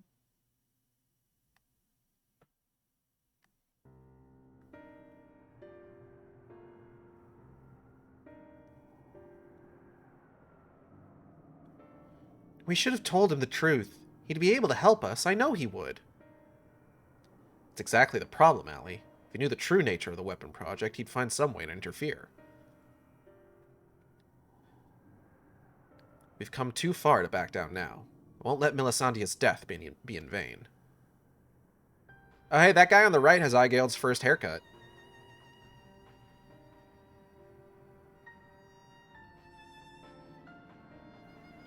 Even if that means going against father's wishes. Cheer up, Alphonse. We can all go back to being one big happy family after we've dealt with those pesky Eorzeans. It'll be just like old times. What? If only it were that simple. There's no guarantee any of us will make it back alive. Excuse me? I think you're forgetting whose turn it is next, oh ye of little faith. With me at the helm of the sapphire weapon, it'll be over before you know it. So anyways, about how there are colonizers who are okay, and then, no, we'll make it worse.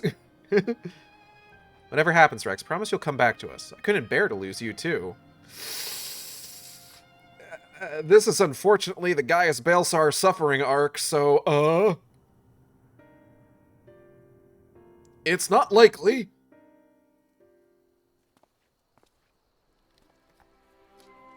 I gotta eat some more. Girl, you pinned red flags to his coat. They're wearing red flags, practically.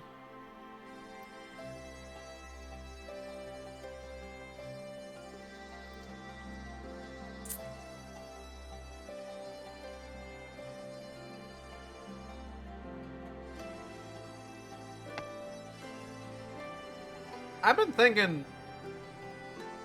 Oh, so we don't meet him yet. The worst of the worst. True. Yeah, no, he doesn't come up just yet. Thankfully, it takes a bit.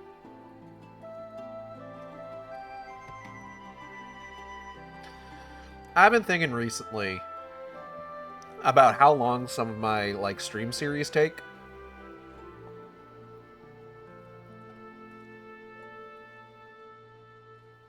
And, like, how long it sometimes takes me to, like, get through games. Just because, like, I'm only playing them once a week. And I don't know what the solution is for that, because it's like, I still have a day job. I can really only spare so many hours in a day to stream, unfortunately.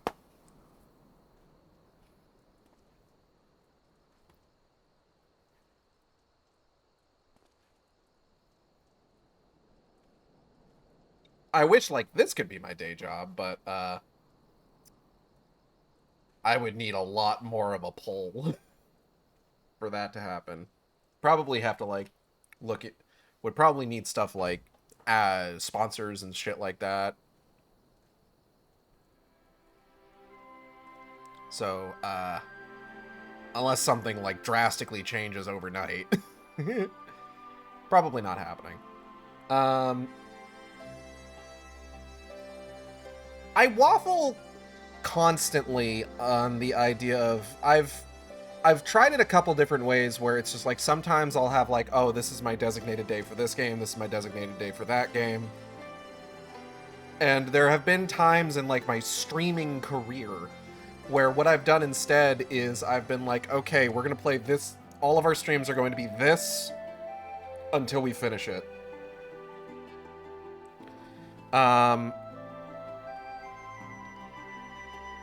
And I mean, like, there's downsides and benefits to, like, each of them. Obviously, if I'm designating, like, one particular day a week to a particular game, then it's going to take a while for me to get through that particular game, especially if it's a longer one. Just simply because, like, you know, I'm only playing it once a week. But then, like, alternatively, like, if I start playing a game and it's just, like, the idea is, like, I'm going to start playing this game and we're going to keep playing it for every, like, day that I stream until we're done with it. Like, what happens when that's, like, not fun or popular, you know? Like, half the thing that makes this, like, this sort of thing bearable, like, the whole, like, streaming experiment bearable, is y'all in chat. And just, like, chat in general. Like, being able to, like, interact with people and have people, like, react to things as they happen is half of what makes this half of what makes this whole thing, like, fun, you know?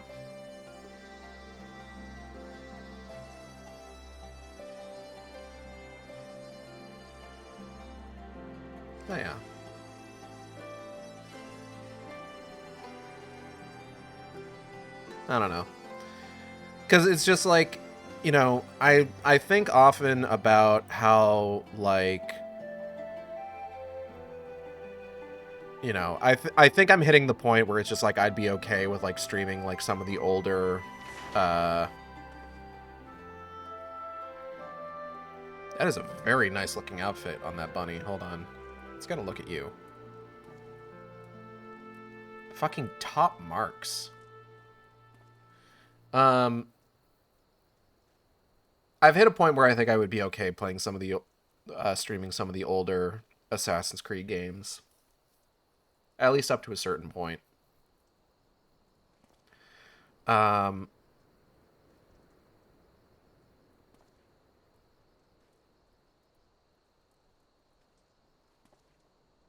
Just because I like a lot of those games, you know?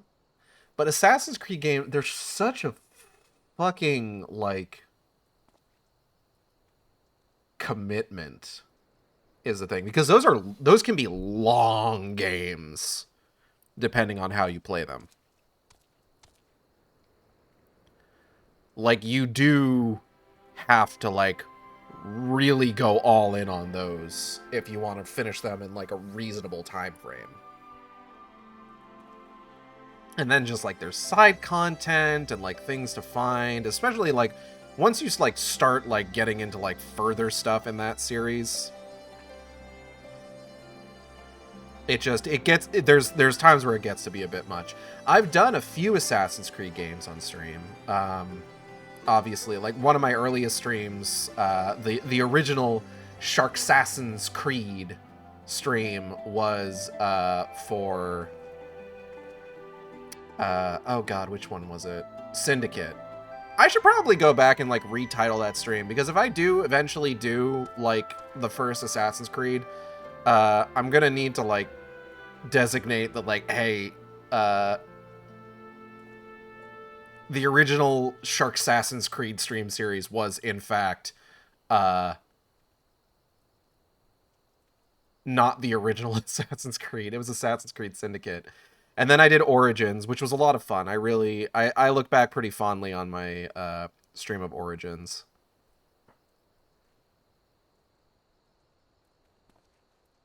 I don't know. I don't know if I'd do any of the, like, the newer ones. I'm not quite as like I think I have Assassin's Creed Mirage, which I was kind of interested in.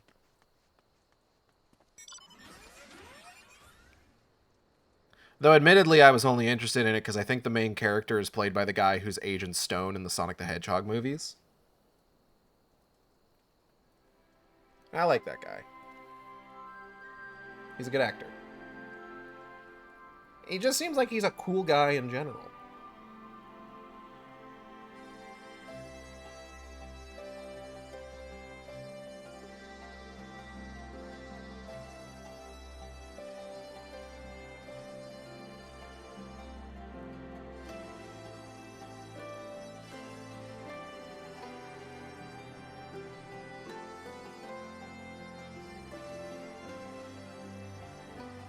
Waiting for him to marry Robotnik. Hello, Zilla.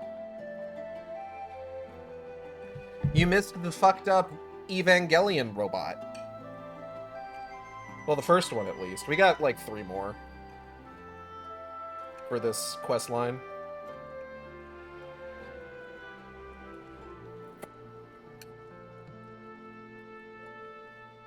I'm gonna head off to bed. Alright, good night, Lila.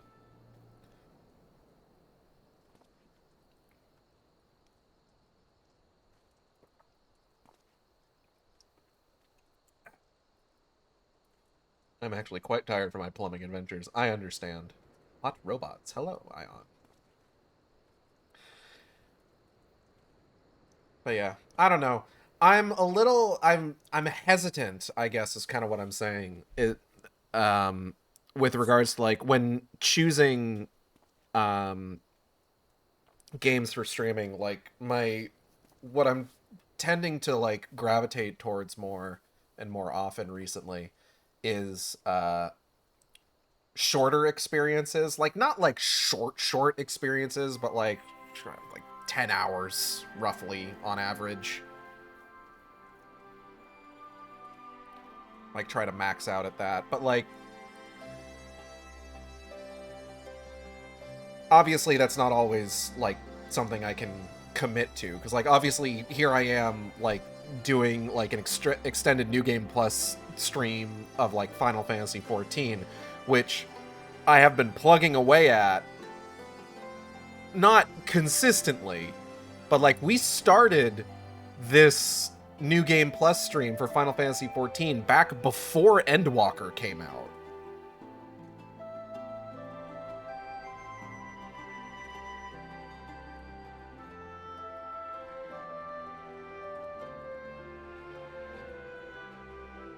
And like, I don't know if I'm going to...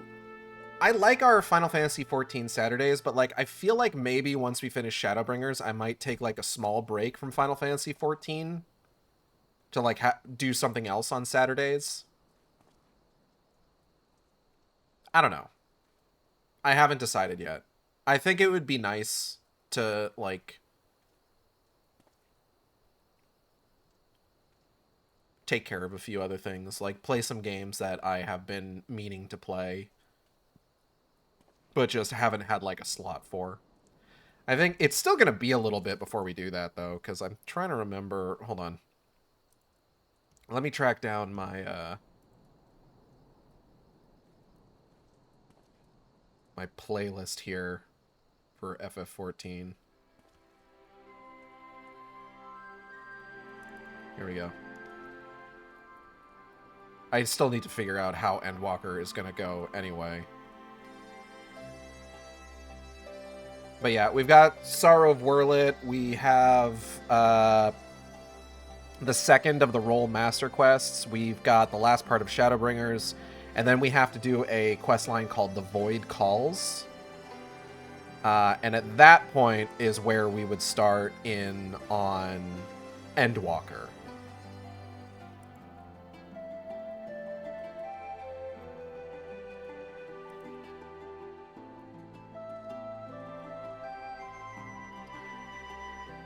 So I'm not 100% sure if we'll go straight into Endwalker or I'll take like a break to like possibly work on other playthroughs that I want to do. Just because like Saturday has the potential to be like a very like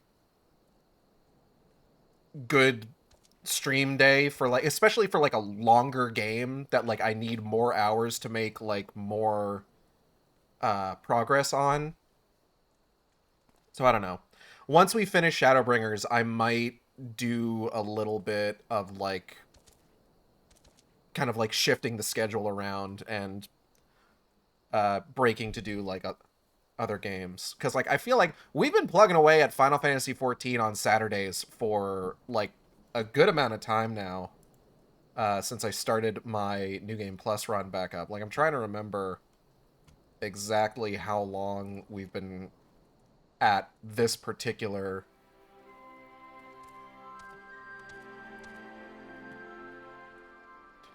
because there was a period of time where I had basically stopped doing Final Fantasy 14 outside of like keeping up with the what's the word I'm looking for? The Hildebrand quest line.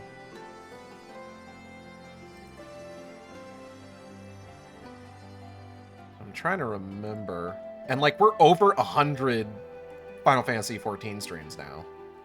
It used to be Thursdays. It did used to be Thursdays.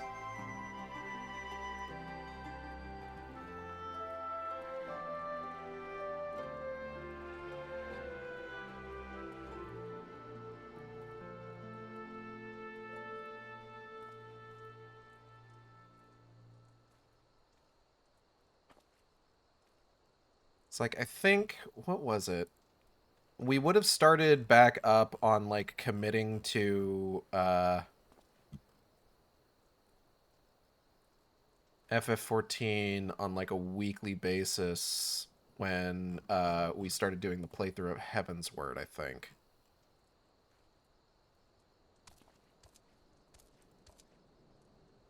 Or no, it would have been when I finished doing the playthrough of Realm Reborn.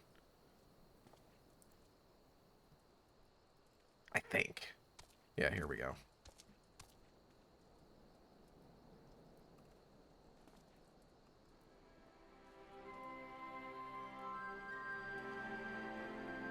So it looks like, if I'm looking at this right, we've been committed to doing Final Fantasy XIV like on a regular weekly basis since about midway through 2023. So we're coming up on 3 years of like this being like one of our like regular weekly slots. Um as of like August.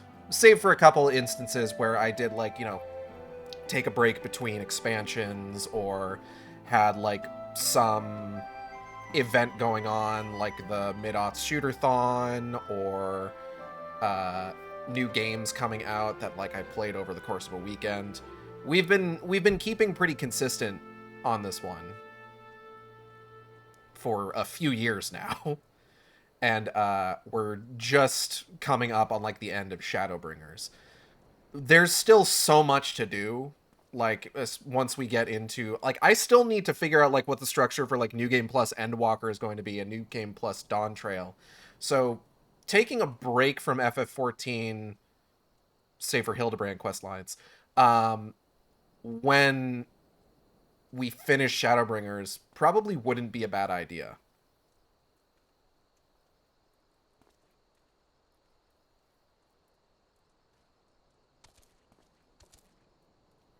At least I don't think it would be a bad idea. Like I said, I'm that's all stuff to worry about for the future, in terms of, because like part of the benefit of Final Fantasy 14 like being like this consistent thing every week is that it makes it so that there's one day of the week that I don't have to worry about figuring out what we're going to play. Because like anytime that like I've finished a particular stream series, like the question is always, okay, what are we going to do next? And this was back when like I didn't really have like a whole lot like planned out in advance. I have a lot of streams just like kind of waiting on deck for me to get to now. Like it used to be that like I really didn't have like a lot of options to pull from. And it's just like, I'm not trying to say that like, you know, I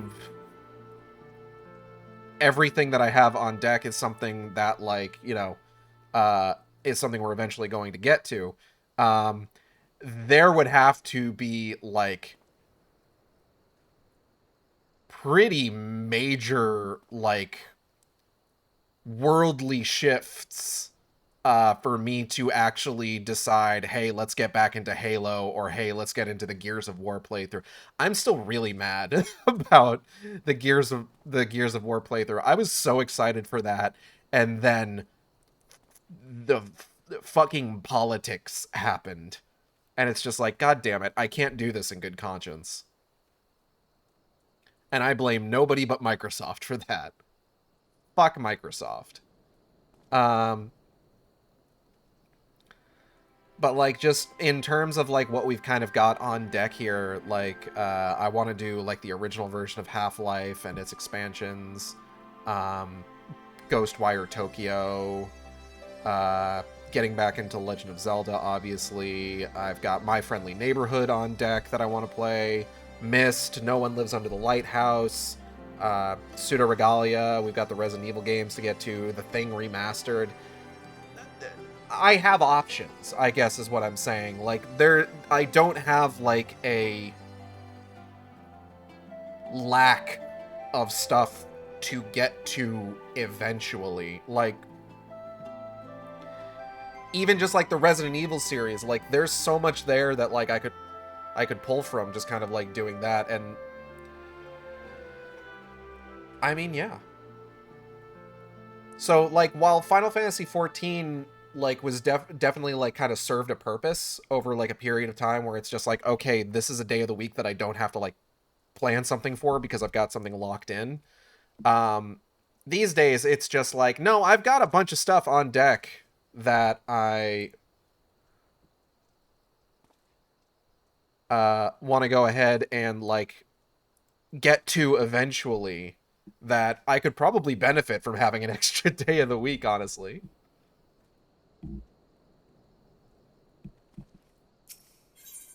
Sleep now in Sapphire. Information relating to the weapon project has been uncovered, and your allies prepare to depart for distant lands. Hi, Gald. I'm afraid we haven't much in the way of information to share from the front line. We have, however, received word that Gaius wishes to speak with you at Alliance headquarters. I've arranged an escort to take you to the headquarters, so when you're ready to depart, speak with the fellow over there.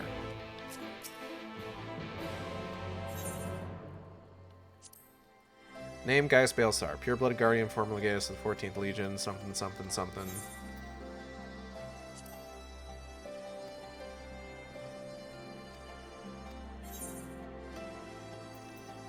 Melisandria. Pilot of the ruby weapon, all information regarding the subject was gained via verbal testimony of Gaius Baelsar and must therefore be considered as potentially unreliable. Her parents were killed when their homeland in the imperial territory of Wurlit was struck by an epidemic.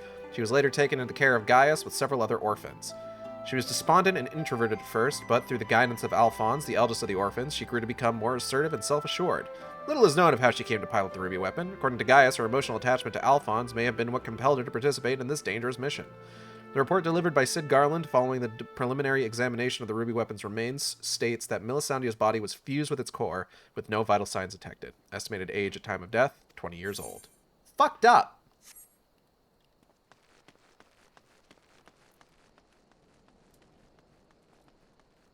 So I don't know. And, like, there's other stuff that I, like, even just, like, not even, like, considering that just, like, you know, I want to switch Thursdays eventually once we finish, like, Undertale Yellow to being, like, our Legend of Zelda days. And then, like, Fridays are going to probably be Resident Evil games for a bit. Like, even beyond that, like, there's other stuff that I want to start looking at, too. I want to start, like, looking at, like, Mario games, getting art for that. I want to do, like, Tomb Raider stuff. This is all stuff I need to get art for, admittedly. And then we've, of course, got our Tuesday streams, which tend to be just, like, you know, a game I've been interested in showing off. Like, obviously, right now, we're working on... Excuse me. Obviously, right now, we are working on, Ghostbusters. I want to do Aliens vs. Predator. I've got Eat Lead, The Return of Matt Hazard, I guess. That is one that I want to do, I suppose. Ready to head out? Yeah. I am going to need to disband the Plotty, because what's coming up is a solo duty. Good, you're here. The Ironworks have completed their analysis of the ruby weapon, and Sid Garland wishes to share his findings. I take it you could spare a few moments. Sure. Very good. Please wait here while I inform him of your arrival.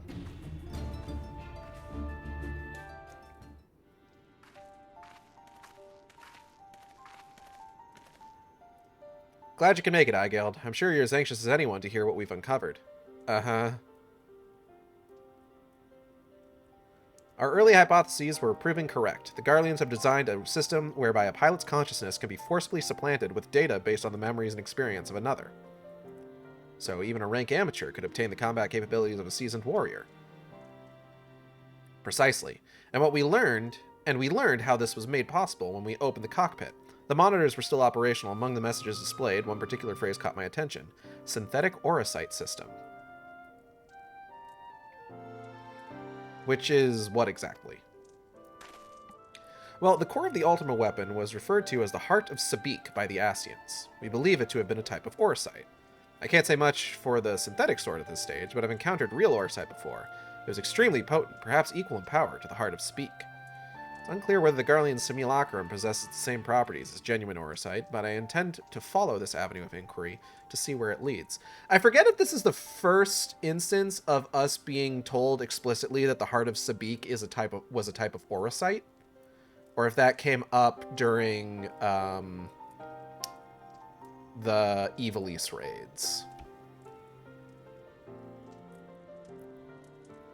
Or if it came up somewhere else. I don't actually remember. Now, you may be standing here thinking, well, hold on, if Orosite is meant to, like, contain, like, someone's, like, souls and memories, well, gee whiz. What could the heart of Shabik have been? To which I say, don't worry about it. Genuinely, though, if I recall correctly, for whatever,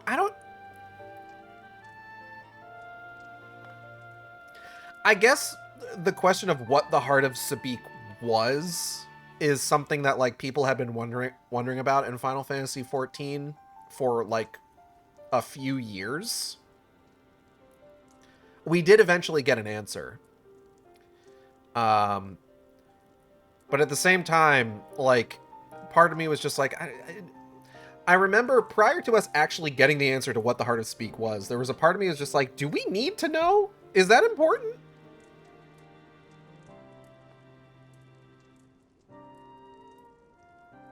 Like, it keeps coming up, I'll give you that, but at the same time, it's just like, I mean, it seems like it was just a mysterious relic that fucking wiped shit out. What we do know is that it was used to implant the combat data of Nail Van Darnus into the pilot, who has been presumed dead since before the Calamity. Are you any closer to discovering how they were able to retrieve this data? The link didn't occur to Gaius at first, but he later told me a device is fitted to the Magitech armor of the Empire's high-ranking officers. There is a reason to believe they were designed to emulate the soul crystals used throughout Eorzea. Yes, that was rumored to be its true purpose, but it was never publicly acknowledged. Perhaps those in the upper echelons of command wanted to avoid comparisons to the so-called savages they were meant to be conquering. There's also the question of whether this system even functions as intended. Huh? From what we've seen, we can assume they were successful in gathering combat data of those wearing armor equipped with the device. If the comparison with soul crystals is valid, perhaps this data was transferred via ether. However, it seems that it extracted not only the memories relating to the combat, but the soldier's very essence. As you saw, the pilot succumbed entirely to the will of Van Darnus. Though this is merely supposition, it's possible that being fused with the ruby weapon's core accelerated the process and caused the deceased legatus to manifest in corporeal form. Could it be that the death of the pilot was caused by the system malfunctioning? It's hard to say. The ruby weapon itself was still largely intact when it deactivated, which strongly implies that it was the synthetic Orosite running amok that killed her, rather than the damage incurred during the battle. Okay, I'm back. Kamen Rider was wild. I'm glad? This is still zesty. Kamen Rider zesty sauce.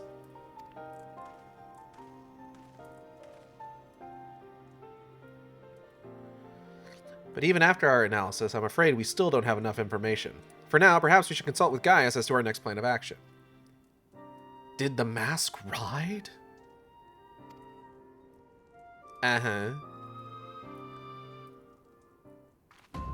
I mean, I guess technically, if you look at it as like the transitive Poipody,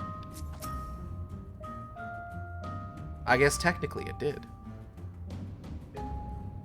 I still need to get to the bottom of how the synthetic Orosite system works and whether the pilot's fusion with the core was a malfunction or planned from the start. Gaius will know how best to proceed. There were no bikes this time. Damn.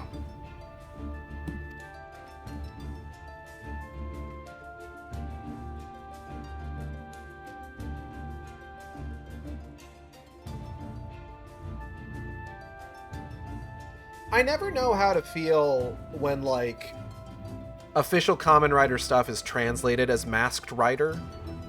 Because it's just like, on some level, it's just like, no, I like, yeah, that's what that means.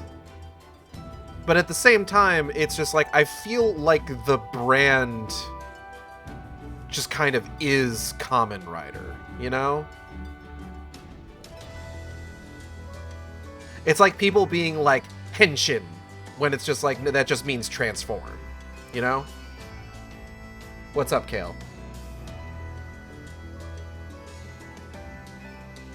Whenever it's officially brought over as Masked Rider. Now, I know it doesn't actually happen that often. There's exactly once in the 90s and Nova. Aha! You have activated my trap card because Shin Kamen Rider was officially localized as Shin Masked Rider.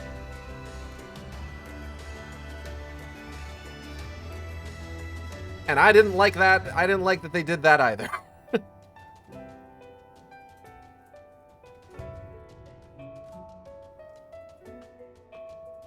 You have activated my...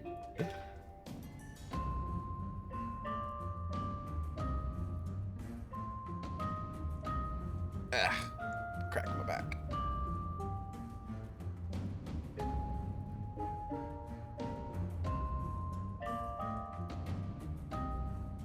I just don't know why they localized Shin Kamen Rider like that. By which I mean now I'm remembering Sabin's Master Rider. Fuck you. Heem.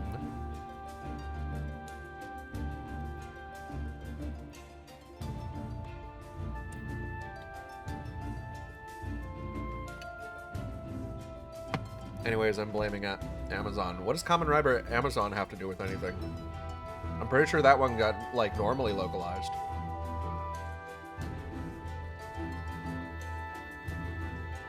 I'm making a joke.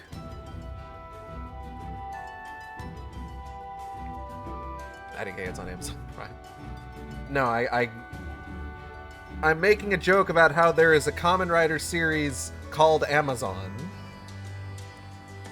This is the bit. Alright, let's go.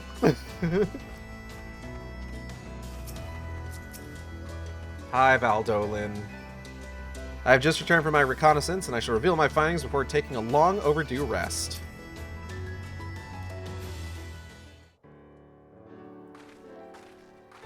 Sup, fuckers? Valdolin has come bearing vital information. Well, I hope you cleaned up after yourself. I traced the ruby weapon's path back to the occupied territory of Warlet, which appears to be where it was built. My grasp of geography is surprisingly poor. Care to enlighten me?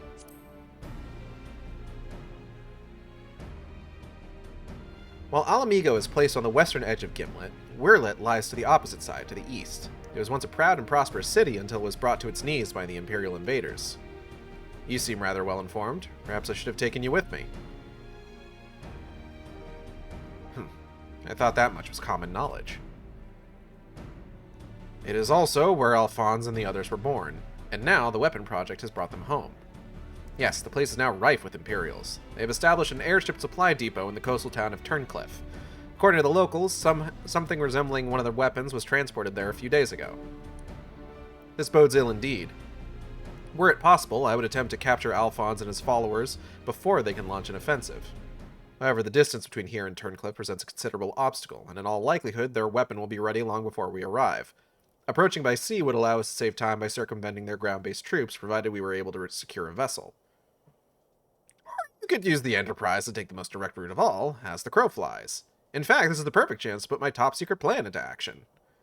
And might I ask what that entails? It wouldn't be much of a secret if I told you, now would it? What I can say is there's a starring role planned for you, Eigeld. Huh? Why is this a surprise? You didn't think I'd let you get off that easy, did you? It'll be here soon, so don't go anywhere. Eh.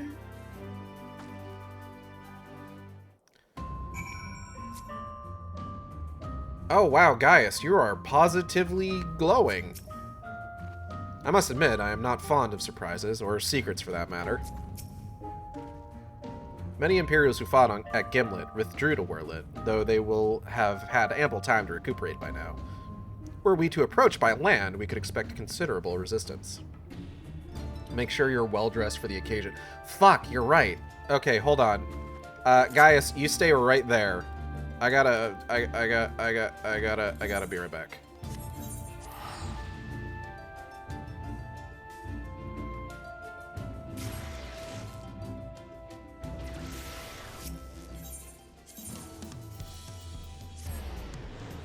Everybody close your eyes. This is all spoilers.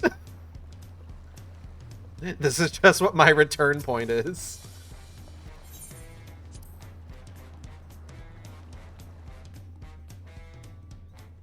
Why didn't you just teleport to Gridania? Because then I would have had to pay. Fuck!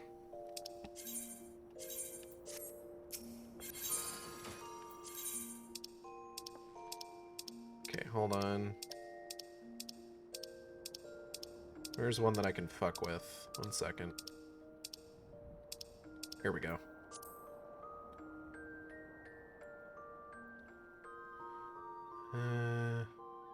Well, let's remove this first.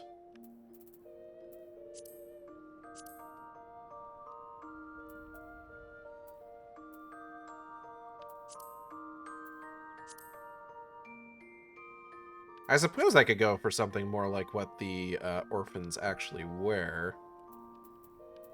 Or... Yeah, that's what we want.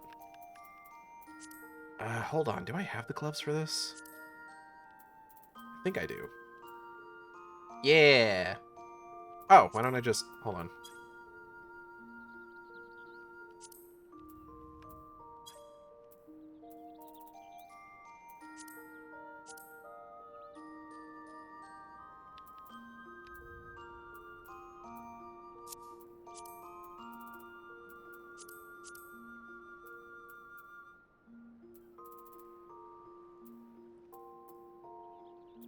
Late Oligon, late Oligon.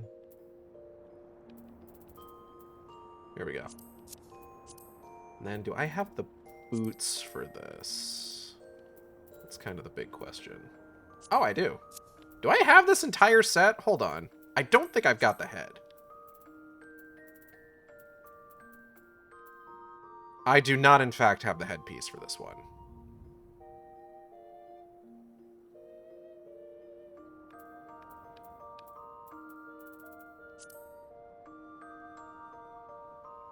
Okay, no, this is perfect. This works really well, actually. We'll just need to do a bit of coloring here.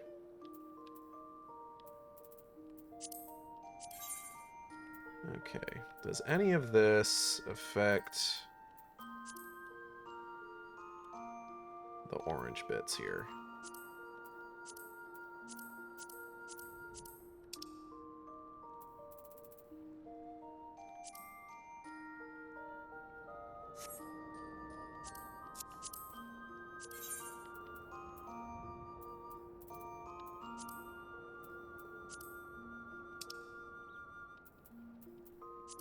I hope I have a lot of ruby red dye on hand.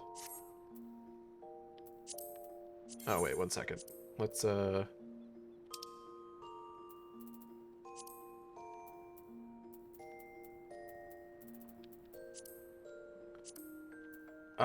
okay.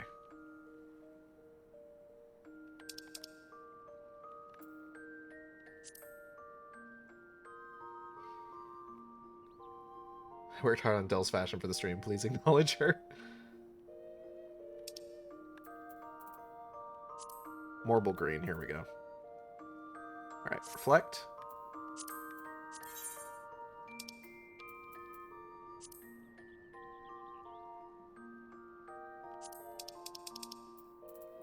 Red.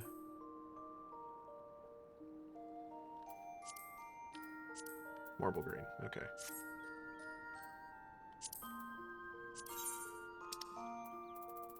Ruby red. Marble green.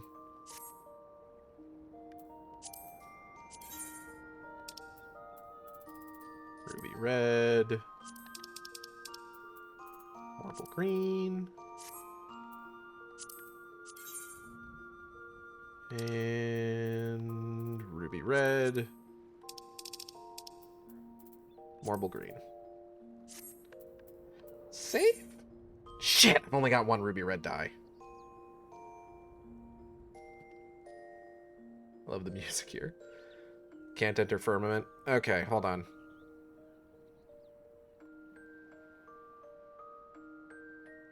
I can go fetch. I could always see if maybe I might be able to get into...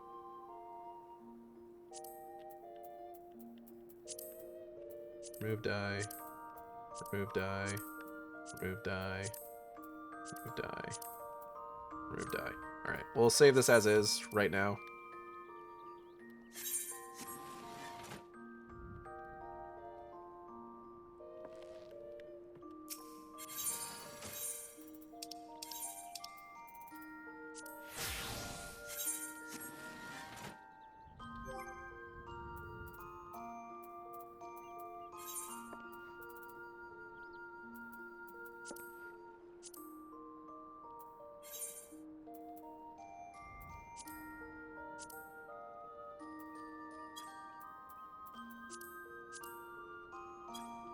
Do I have anything that fits inside this, or am I going to need to go without glasses? I'm going to need to go without glasses. Unequip. Got lots of tokens, but I got to be on home server.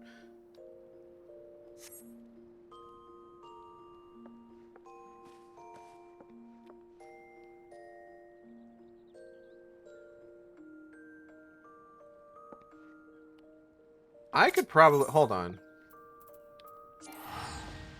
Yeah, I know the PlayStation Plus reward is expired.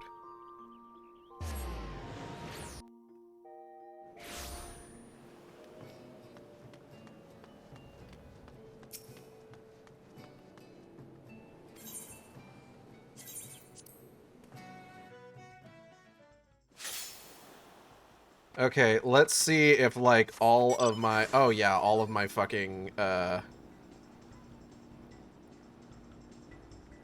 shit is just gone. I have no... They're all mad because they haven't been getting fed. That's probably fine, though. And you. Did I not set up any crops? Jesus, okay.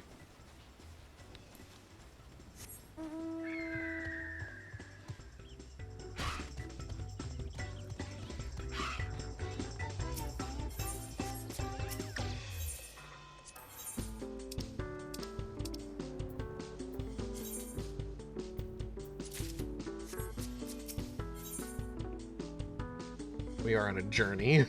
We are. No, not equipment and furnishings. Hold on. Seafarers, exclusive wares. Okay, I've got all those.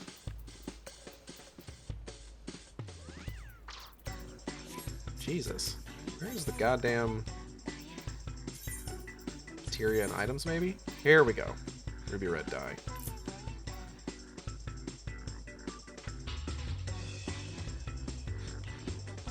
Yeah. Okay.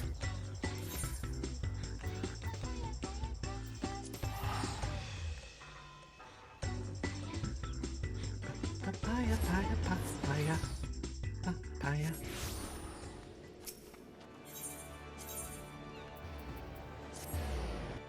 And on over to the aft castle.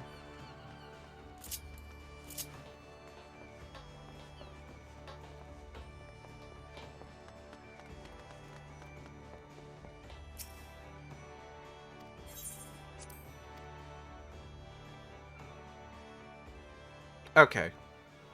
Oh, and I should probably...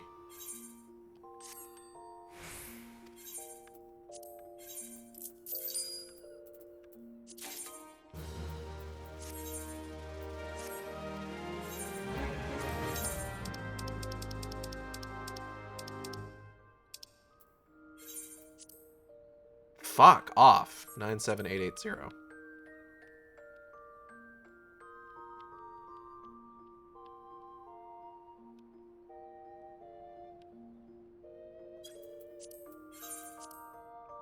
Seven 968.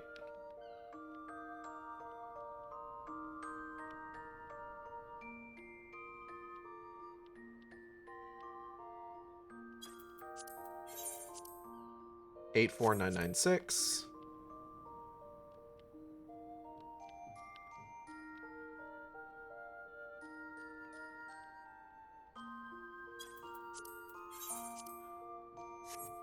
Running fleece tunnels for 30 apiece.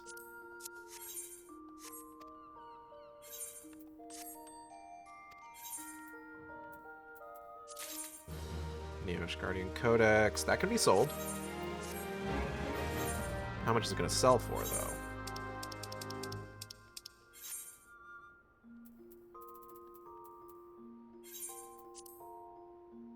Ooh, 13998. That's not bad.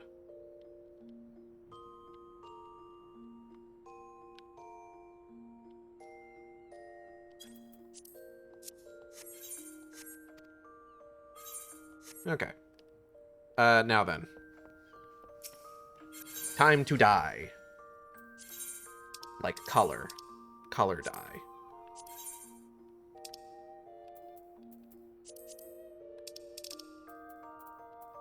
Green.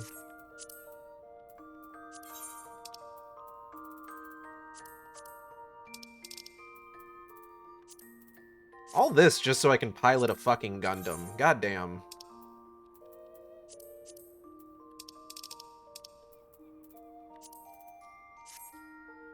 And photo shoot. True.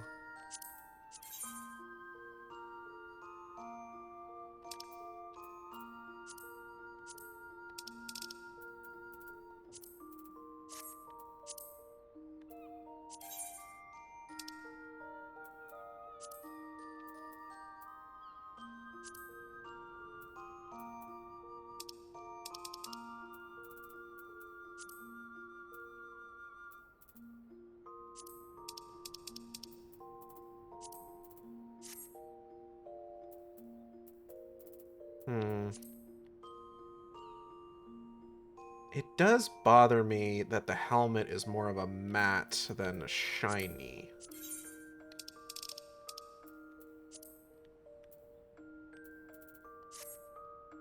Oh, that looks worse, though. Never mind. I wonder if I have anything else that would go better. Yeah, but, like, do you have the PvP coins? Probably not.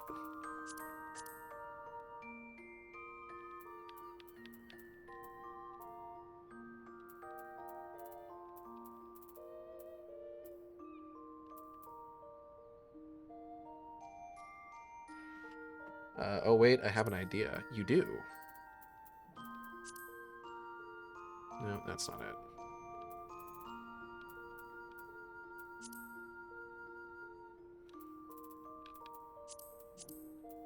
I can redo that dyeing, it's fine.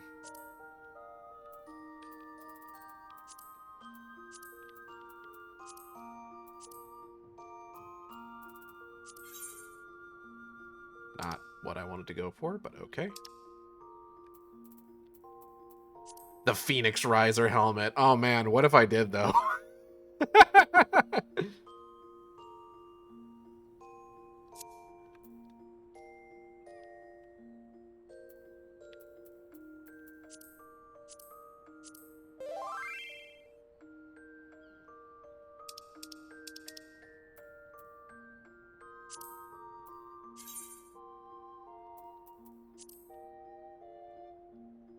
Oh, that's not bad. Kind of clips through my hair though, so I don't like it.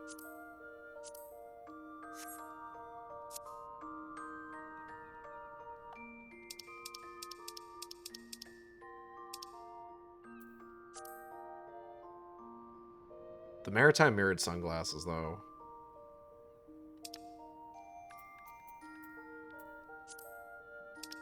No. I gotta make an outfit for Valentine's Day coming up, too, huh?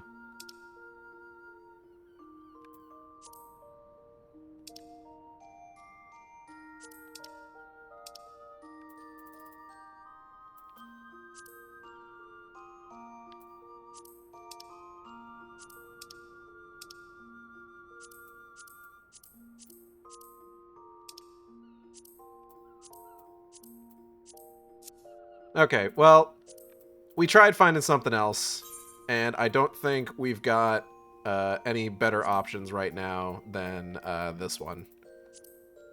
IMHO. Unless I do this. No.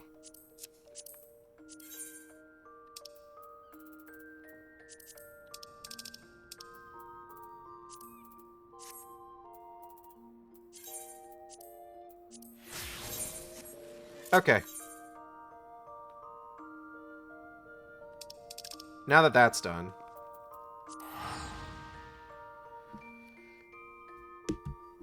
Honestly, I think the Riser helmet's the winner if you do anything. I want to be able to see Eigelt's face is the thing.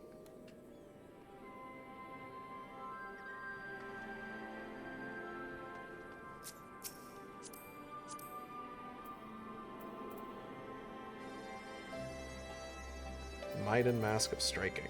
Let's take a look at you. Hold on. It's a pretty good look.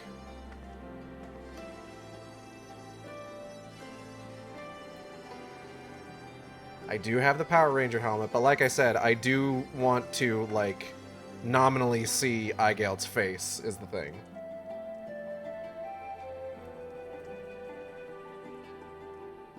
It's translucent.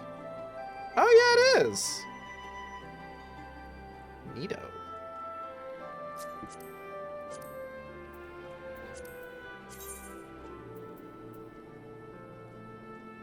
Ah, but my hair clips through it. So unfortunately, it's a non-starter. Let's go!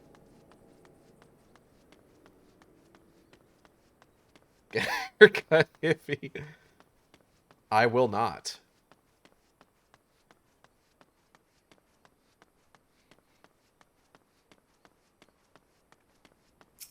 It's you who I talked to about getting back to the Gimlet. Or, no, hold on.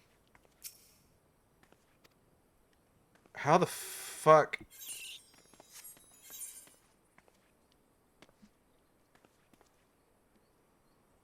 Who the fuck do I talk to?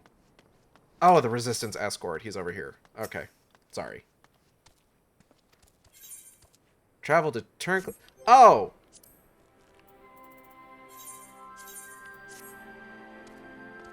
Whoops.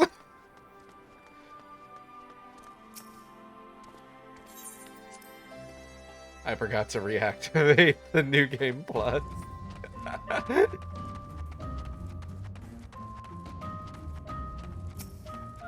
Alright guys, let's go see which one of your kids is going to kill themselves today. I see Sid still delights in keeping others in suspense. I can only hope he does not make us wait over long.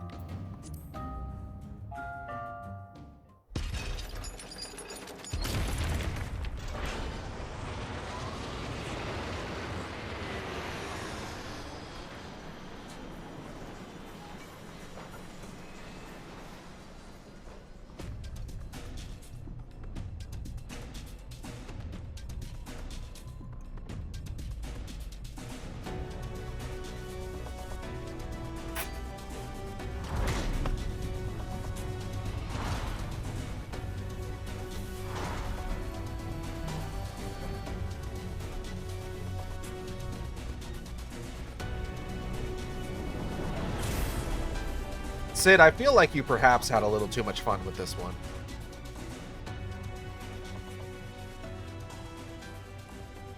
Bahamut Zero? No. It's... it's the ultimate weapon by way of Gundam. Here it is, Eigeld. I present Garland Ironworks' adaptation of the Ultima weapon, or of the Ultima Warrior, the G Warrior. Sid, what the fuck? I know Holocan design when I see it, excavated from one of their ruins, no doubt. Azizla, to be precise. We came across it during the course of our investigations and decided it would be a shame to let it go to waste.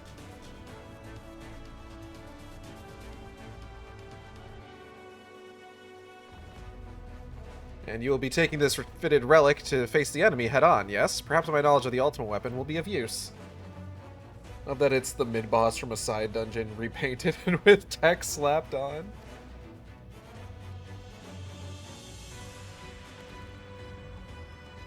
I'm counting on it, as it happens. But first, we'll need to perform a test run in the simulator before throwing you into battle. Come, we haven't much time. Hold on, I gotta... Still eating. Hello, Eigeld's butt. It's very shapely. The pants are doing a lot for her.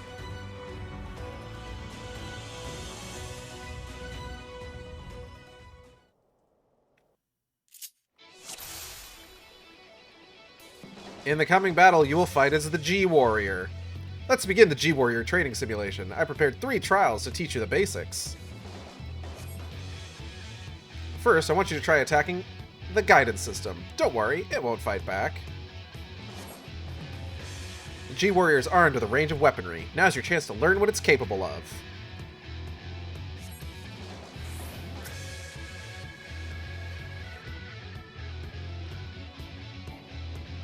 Okay.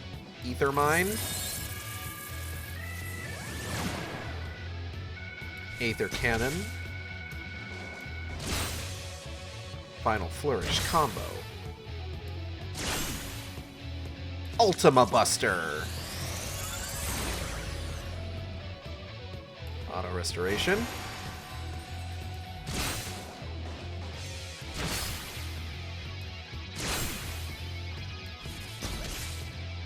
I love this thing so much. The pants are clinging for dear life.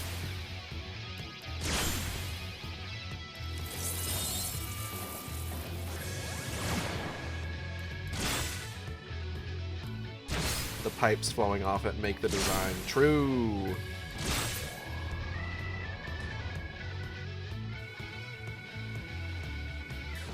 So far, so good. Let's move on to something a bit more advanced, shall we? Yeah, alright. The G-Warrior also comes equipped with a Paretic Booster, which diverts even more power to its weapons and increases its speed and maneuverability. This, however, comes at a price. Activating it places a huge strain on the G-Warrior, so it must only be used in short bursts. That's why it's best to practice here before heading into battle. Now try activating the Paretic Booster. Wish I could cling. I mean, what? You notice that your movement speed is much improved, but as shown on your monitor, the G-Warrior becomes more and more structurally unstable as time passes. To deactivate the Paretic Booster, press the same button again.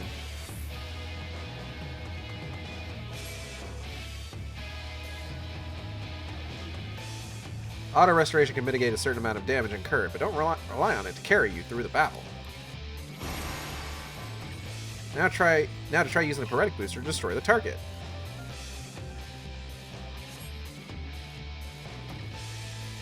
What target? Oh! This time the node will launch wide-reaching attacks in quick succession. With your increased movement speed, you should have no trouble evading them.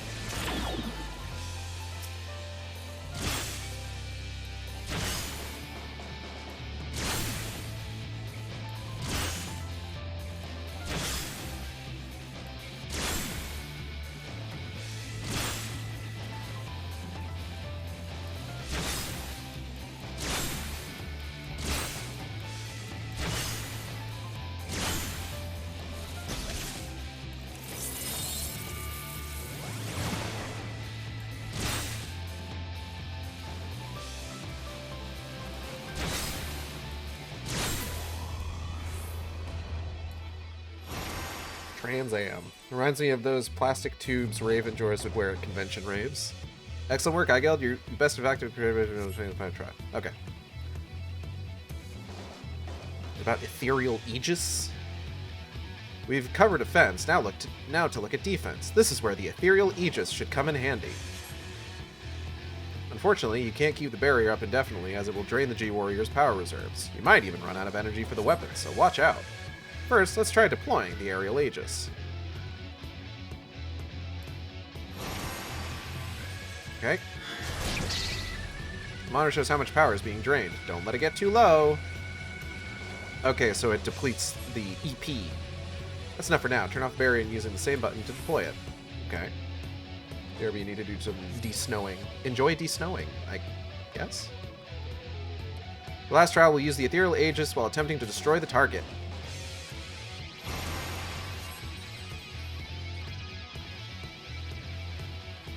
Unlike before, there is no way to escape its attack, so you'll need to weather them using the barrier. Okay. Ephomine!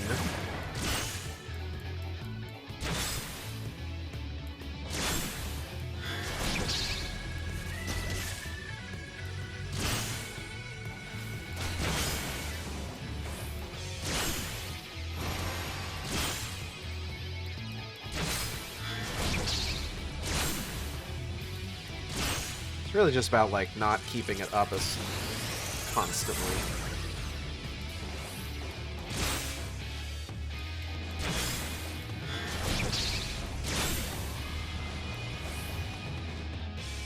Okay. You're a natural. Alright, that's everything. Time to end the simulation. Duty complete.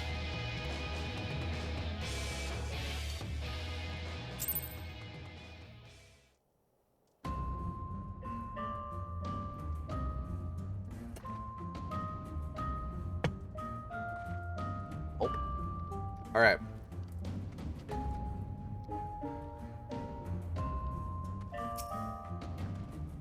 I suppose that in theory, any one of us could be the pilot, but I dare say your preternatural abilities give you a certain advantage.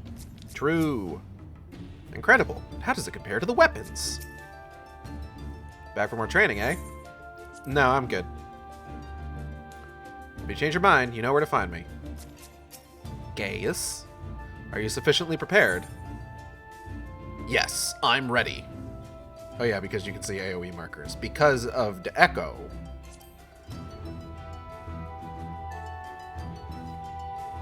Then we shall depart for Turncliffe at once. Let's go!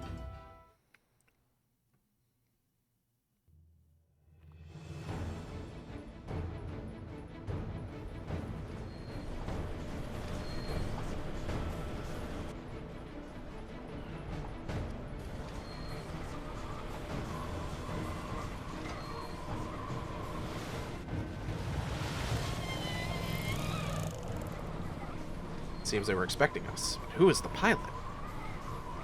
Probably another one of your kids. Getting the robot Igale to remake my Capra do it. Igale, we're almost there. You'd better have your wits about you. I've got my wits mostly about me. Initiate combat mode.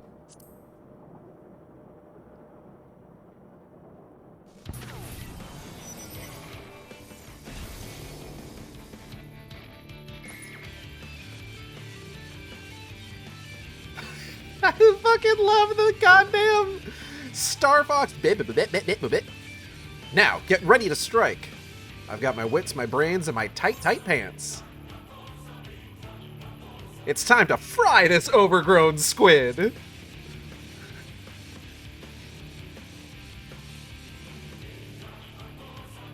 Haha, and save some for me, for research purposes, that is. I have to admit this was worth the fashion journey. Absolutely.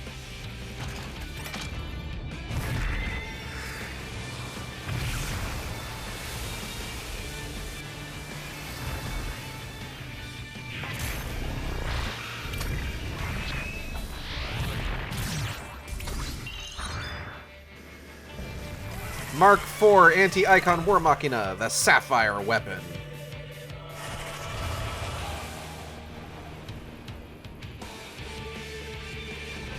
That was a gun noise it just made.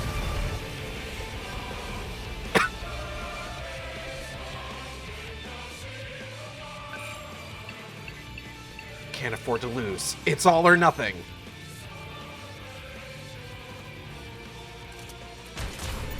Activating Oversoul. Bro, I just got here! Hydra's combat sample ready. Initiating organic core overwrite. No! I can't! Hold on! Why would you... Dumb behavior. I will be monitoring the situation from the air. Follow my instructions and eliminate the target.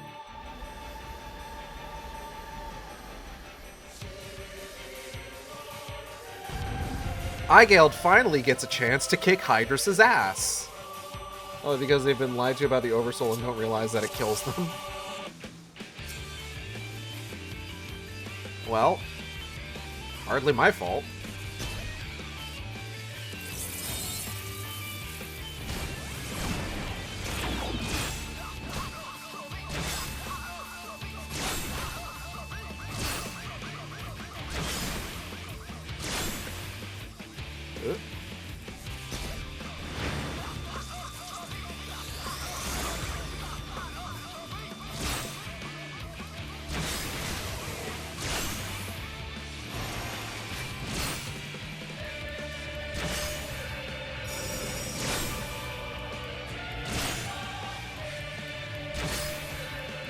Oh, this motherfucker.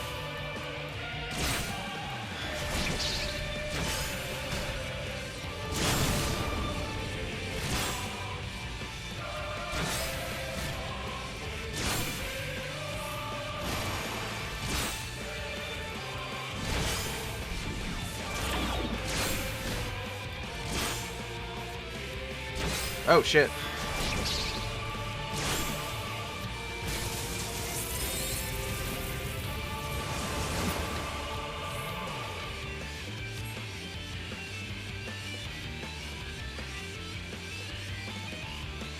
Oh, that's that. Oh, fuck!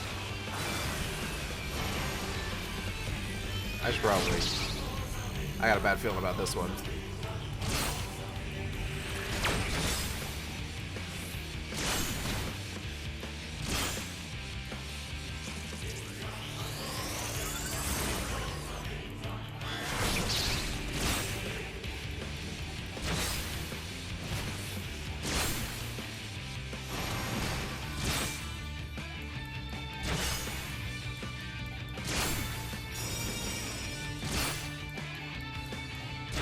Oh, shit.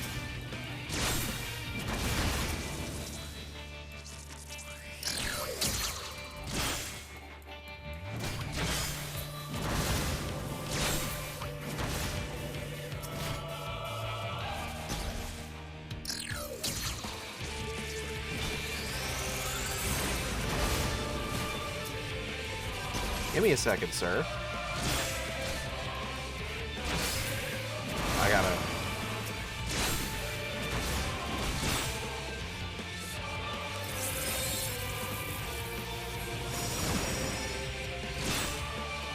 Oh, he tells me to use the Ultima Buster. Okay. You know what? That's on me. Should have been paying attention. Woo. Let's get him here.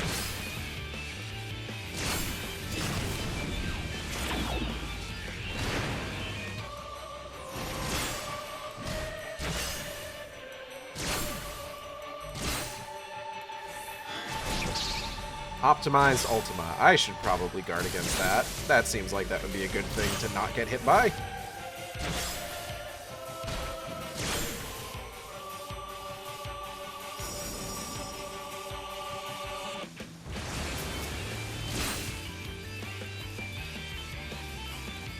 Oh, right. Oh.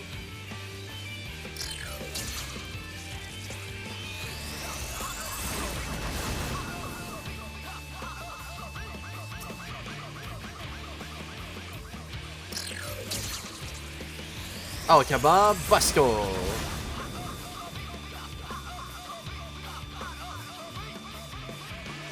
Oh, fuck. Okay. Rude.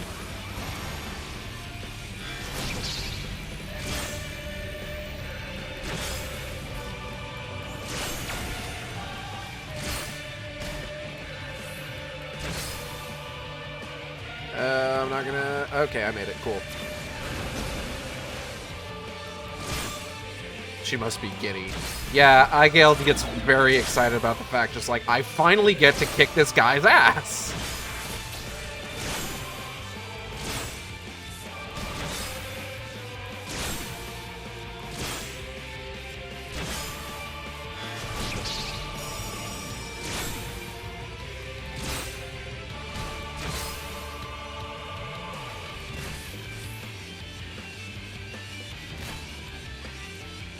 Oop. I'm paying attention, don't worry. Heart of Sabik, heart of Sabik, heart of Sabik.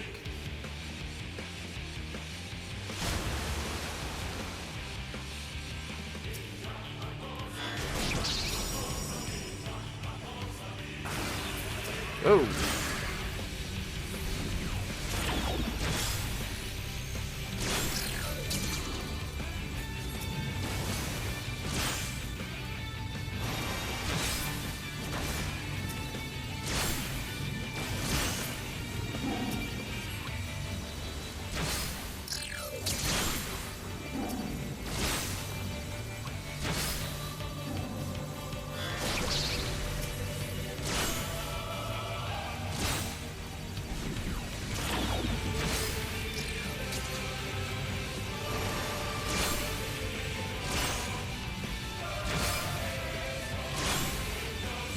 Come on, hold out. Ah, shit. Well, that's not good.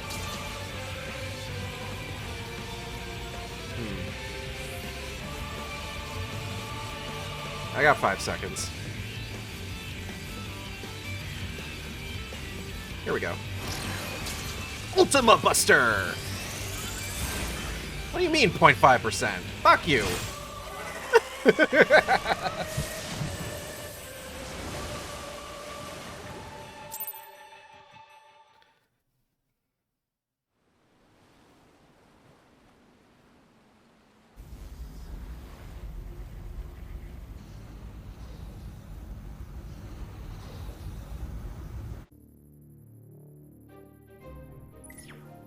The target has been silenced. We're going to take a quick moment because we do got a birthday going on downstairs, and I got to go sing happy birthday. So we will be right back.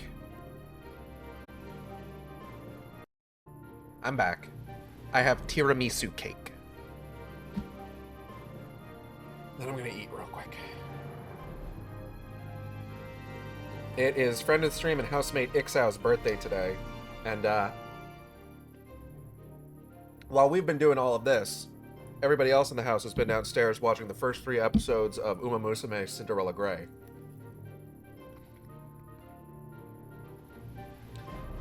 Oh. So I'm going to try and watch those on my own time to get caught up with everybody else.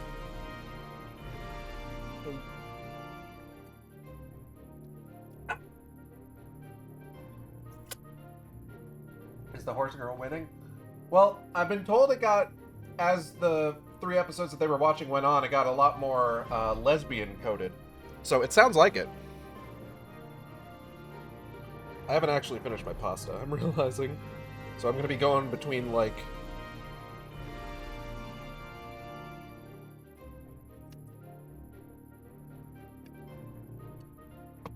a meat-filled pasta dish and tiramisu cake. Ooh, Mama Sumi! The target has been silenced. That damned squid never stood a chance!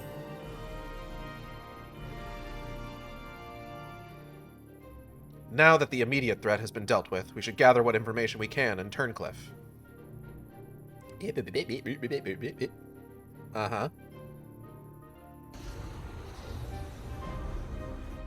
Yes, this is the correct thing to say. It is also just what Igald would say. I don't think I can meet you in Turncliffe. No, I think Turncliffe is a solo instance.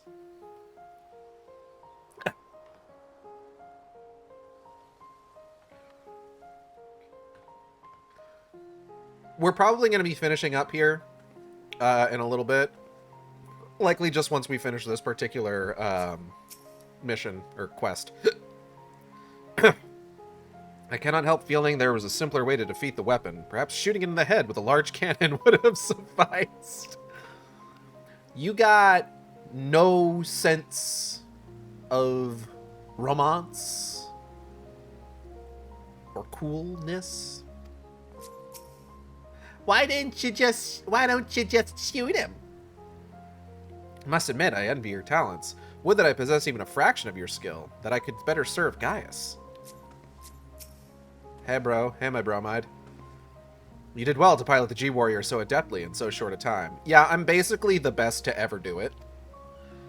And with the weapon largely intact, Sid and his researchers should be able to gather a wealth of valuable information. Before it is dismantled, perhaps we should take one last look upon our fallen foe. Sure, man. Well, to be fair, exploding things is pretty cool. True.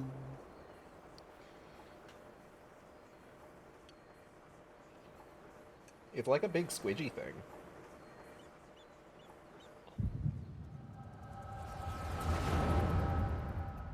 Oof, ouch, me echo.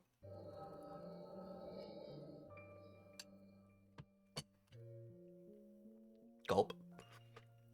You should have known Father and his friends would track us down sooner or later. Now they're at our doorstep, and the sapphire weapon still isn't ready. Hey guys, you ready to unstick your kid from the inside of the cockpit? Yeah, just peel them off the walls. Even so, it should still be able to fend them off, or at least buy us some time. Not quite how I'd imagined it, but this seems like a good way to die as any. He sure is, Zilla. Hope nothing happens to him. Rex, Oh, hey, it's the guy who has Igald's original haircut. Rickon? What are you still Why are you still here? You're supposed to be moving the other weapons to a safe location.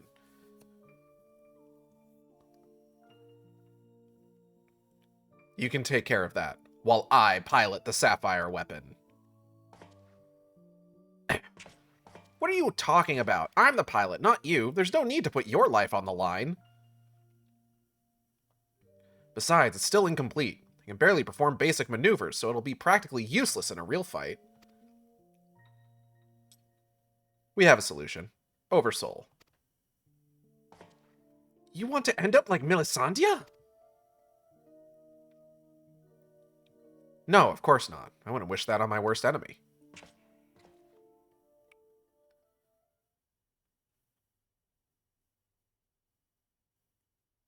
But maybe it won't happen to me. But she didn't give her life in vain.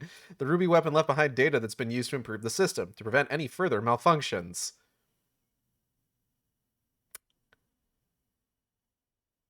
Ooh.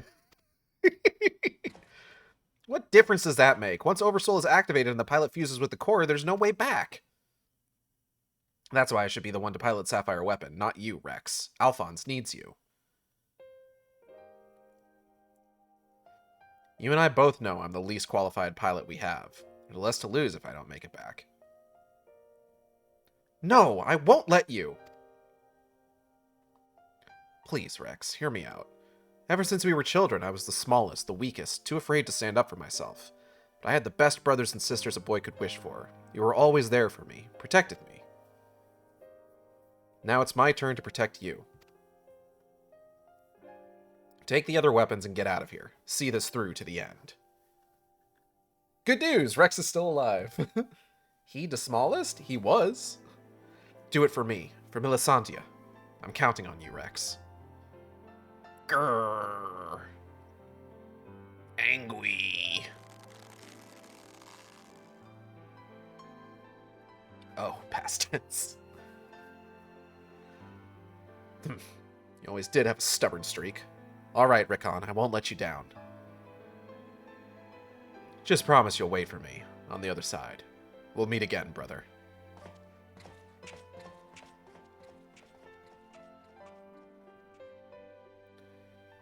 You made me happier than I had any right to be, and now I've finally found my purpose. I have no regrets. Are you sure? Come on, Sapphire. We may be far from perfect, but we have a job to do. Let's give Father something to remember us by. I feel like you all could have made much better decisions here. God, male Aura have snatched fucking waists. God damn. Sorry, I was caught off guard a little bit. The Echo, I presume. What did it reveal to you? That was Rickon in there. It's a charm point, Recon. My poor boy. You were braver than most could ever hope to be. They're absolutely being lied to about, yes, this won't kill us. No, absolutely. But at the same time, they're also just like, yeah, we're probably gonna die. What of it? Who give a shit? It's as we feared. I'm sorry, Gaius. Gaius, I'm so sorry. We had to, look. Do you want the spatula we used to get him out of there with?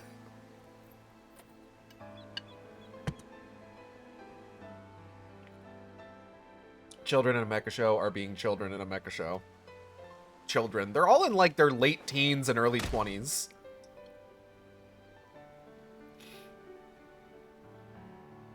Hey, guys, how's it feel for this to be, like, the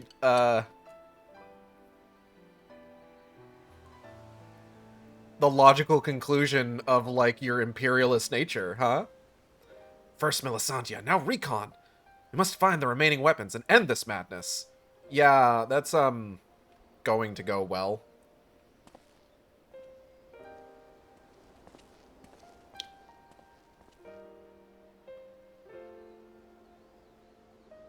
I mean, it does happen. True.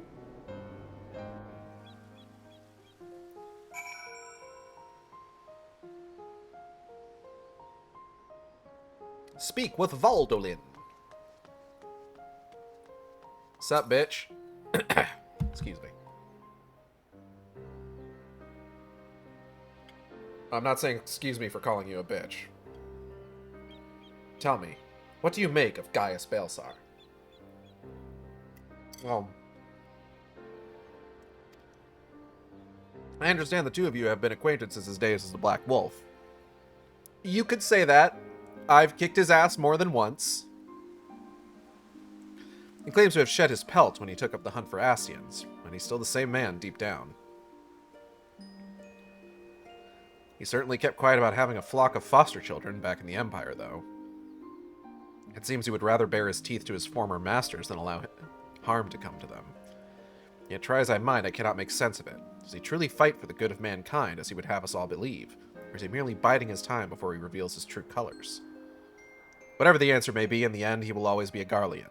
And though there may be honorable men and women among them, I have suffered much and more as a result of their conquests. Barbaric campaigns in which Gaius Belsar played no small part. My first encounter with the Garleans was 20 years ago, shortly after the fall of Alamigo. They continued their march into the lands that had long been home to we Duskwights.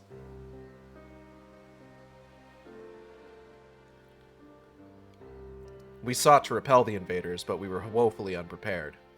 Our bows and arrows were no match for their magitech, and even our most powerful magics did little to slow their advance. I fought on the front line, but was knocked unconscious in the opening exchange. When I came to, I was alone, the rest of my units slaughtered. I hurried back to my village to look for my wife and daughter, only to find the place deserted. My search lasted for days, then weeks, then months, and it seems they had disappeared without a trace. I finally learned from 2 Imperials held at Bittermill that the villagers had been captured and used as test subjects for the poison gas that would later be known as Black Rose. Fucked up! They were never seen again. Oof. For 20 long years I roamed aimlessly, with nothing but hatred to keep me alive. I eventually found myself at the Order of the Twin Adder, who offered me a place among their ranks. The desire for revenge was the only thing I had left, so without a moment's hesitation I accepted. Were it not for the war with Garlemald, I would have been loath to work alongside the city-dwelling Redanians who for so long had treated my kind as outcasts, but none of that mattered anymore. It all culminated with Operation Archon. As you led the charge into Praetorium, we were right behind you. When the place came crumbling down, most of us were caught in the rubble. I escaped with my life, though many others were less fortunate. Honestly, Valdi's pretty valid. Having dragged myself free from the rubble, I sought a way out. It was then that I encountered none other than Gaius Belsar on the verge of death. The gods delivered to me the man whose conquest had robbed me of everything. I was poised, ready to exact my revenge. And then he spoke. I will not beg for mercy. I only ask that you stay your hand a while longer. I cannot die until I have rid the world of the Ascian menace. For millennia, mankind has danced to their tune, but no more. Then, once we are finally free, my life is yours for the taking. That's a pretty good deal. I would have struck him down there and then had I not sensed the truth in his words, so I decided to grant him a stay of execution and join him on his hunt. All this time, I've kept a close eye on Gaius. Though he is ever on the watch for pursuers, he has granted me ample opportunity to slay him if I so choose. And I still might if he shows even the slightest sign of betraying our agreement. Yeah, you know what? That's fair. But for now, the Ascians are my chosen quarry. If they are indeed the ones pulling the Empire's strings, then it shall not end until they have been eradicated, every last one. Though I could not save my kin, there are those who may yet be spared the horrors of war. Huh. Unfortunately, dealing with the Ascians will have to wait until we have brought an end to Garlemald's weapon project. Though we may have vanquished 2 of the new weapons, we must make every effort to prepare for whatever the Garleans throw at us next. Perhaps Severa can tell us whether the Ironworks engineers have uncovered any information of note. Probably.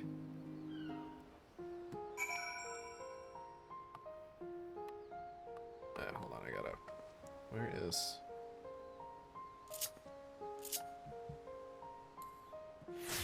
There we go.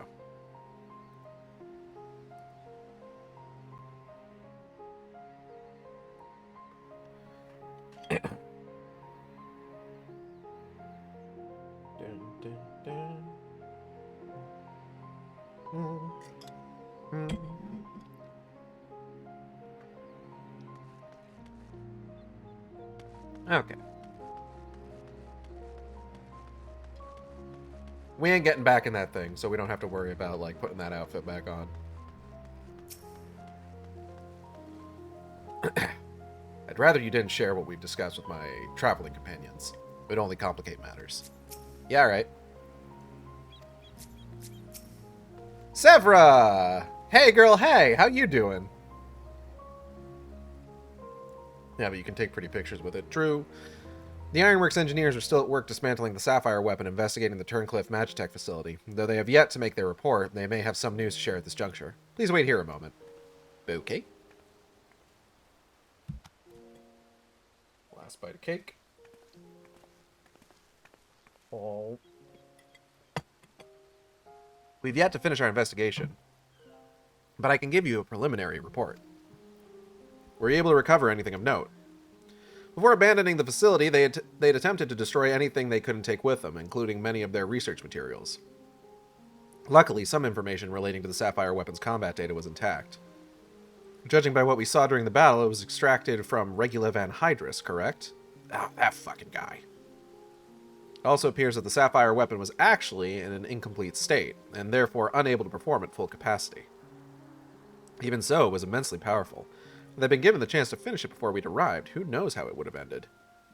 Indeed, we may not be so fortunate next time, so we must prepare for the worst. The Ironworks will continue to investigate the Sapphire weapon and look into possible countermeasures. The Echo afforded you a glimpse into the conversation between Rickon and Rex prior to the weapon's deployment. Do you remember any other details? Uh-huh. Bunny bun bunny bunny bunny bunny bunny bunny bunny bunny bunny bunny.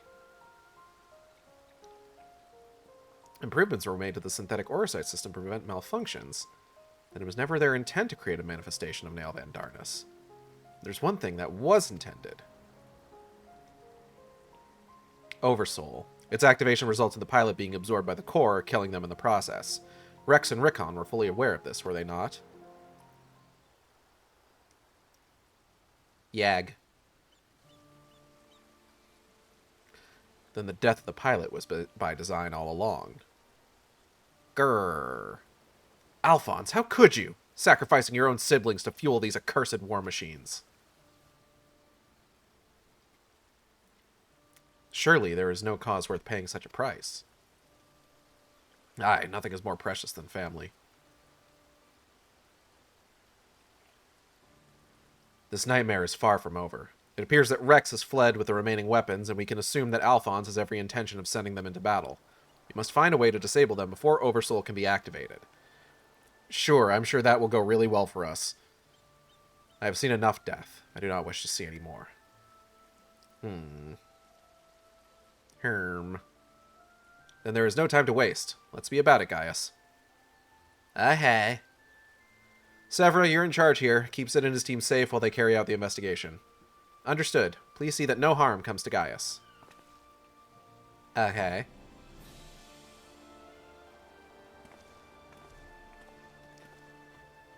While we're gone, I need you to relay everything to the Resistance troops. Your first-hand account should prove useful. If there are any developments, we'll be sure to contact you. Okay. Okay. So we're nearly done.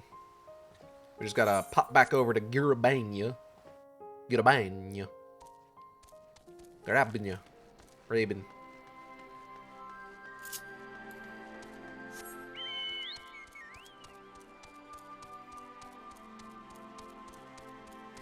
Get out of here. Welcome back. It sounds like you've been on quite the journey, all the way to Turncliffe. And judging by the fact that you made it here in one piece, I trust everything went according to plan. Bunny bum bum bunny bunny bunny bum bum bunny. What an astonishing account. I wouldn't mind putting that G-Warrior through its paces myself. Certainly a lot more stimulating than supervising this rabble, I'd imagine. Anyway, as before, I'll compile the information into a report and leave it over there for your perusal, should you feel so inclined. If we hear anything from headquarters, we'll be sure to pass it on. Okay. Do you have one more cutscene for me? Thou dost. Meanwhile, in the 7th Legion's Whirl at headquarters. Oh boy, here we go.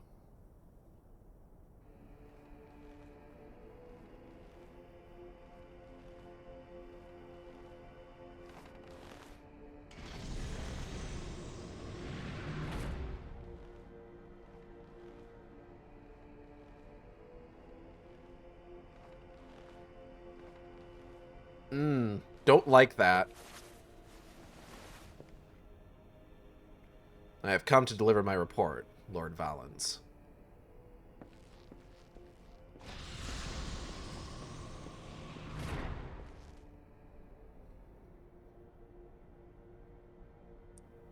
Why does he need to be so sweaty?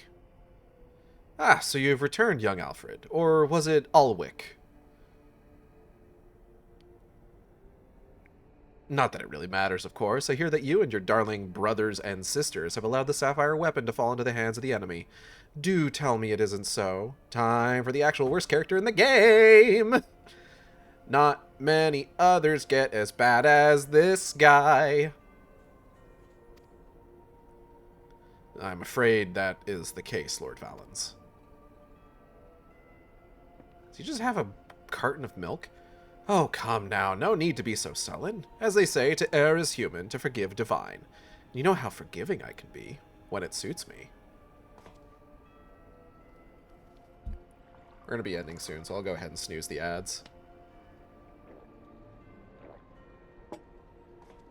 So tell me, whatever your name is, who was able to best the sapphire weapon? Our sources state that the one known as the Warrior of Light was assisted by Sid Garland and Gaius Van Belsar, my lord.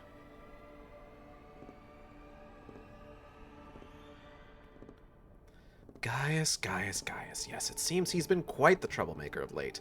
Defecting from Garlemald, assassinating the Emperor, whatever next. Oh well, there's no use crying over spilt milk.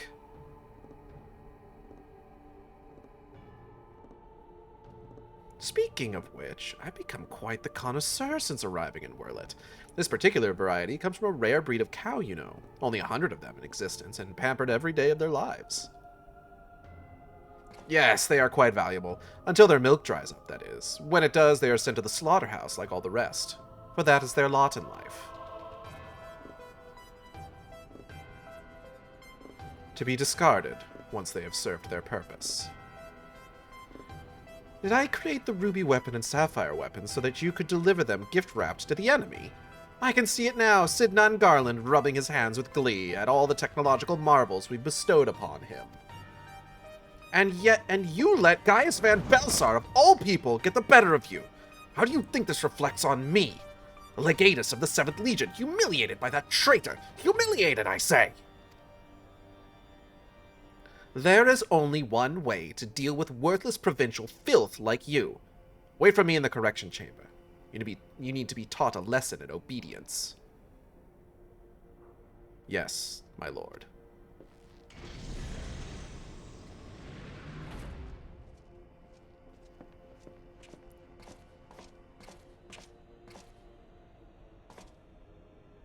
He's the worst, he is. Forgive my intrusion, Lord Valens, but it's time for your meeting with the head of Magitech Development. Oh, how time flies when you're whipping useless soldiers into shape. Yes, I'll be along once I've made myself presentable. Can't have people thinking I've let my standards slip, now can I?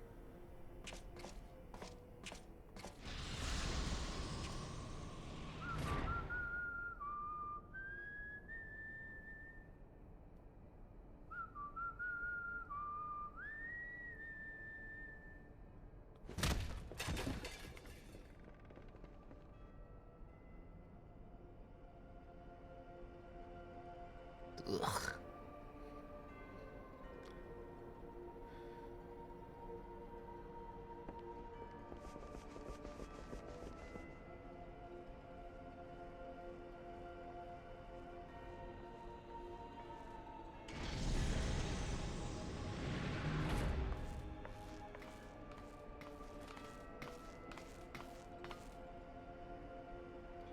What are you doing here? Valens van Varro. You wish to see me, Lord Valens. Did I now?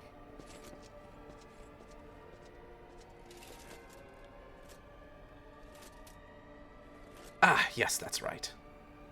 So you're Ali, yes? And you joined the military of your own free will along with your fellow orphans. Such devotion. What an inspiration you are. You see, it is my firm belief that love grants us the power to move mountains, to overcome any obstacle.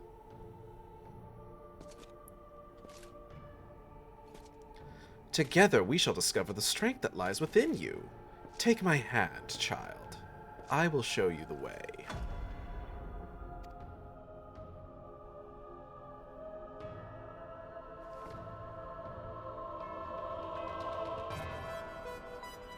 I suppose FF14 needed to have at least one bad guy who was just an abject fucking creepazoid. And that's going to be it for today. I want to thank everybody for coming by the stream. I hope you all had a good time. I know I did. If you enjoyed the stream, you can subscribe here on Twitch. We have special emotes for subscribers. You can also follow me on Blue Sky and Tumblr at AcidXShark. That's AcidXSHARK, where I post all the stream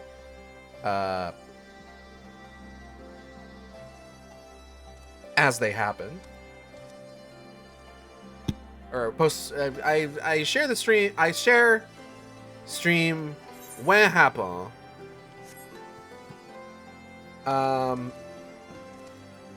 He on the files? You mean the files? Like the capital F files? Yeah. Sure. Yeah, actually. Yeah, no, like for real. He's got emails. Oh, fuck. Okay, you can also follow me on YouTube at AcidXShark, where I post all the streams after they happen. Art for the stream, the chat blocker was done by Isaac, who you can find on Blue Sky at Knucklebone. That's KNUCKLEBONE. Isaac's a cool guy. You should follow him. VTuber was done by Teva, who you can find on Blue Sky at Teva Meow. That's TEVAMEOW, with rigging by V747, who you can find on Patreon. Upcoming streams. Tuesday, Ghost Bussin'. Thursday, The Delt of Rune. Friday, some more Chronos. We're gonna be checking out the Hospital, finally. Oh, XIV is going right now. It's been a hot minute since we've rated XIV. And then, of course, next Saturday, we will be continuing the Sorrow of Werlit storyline.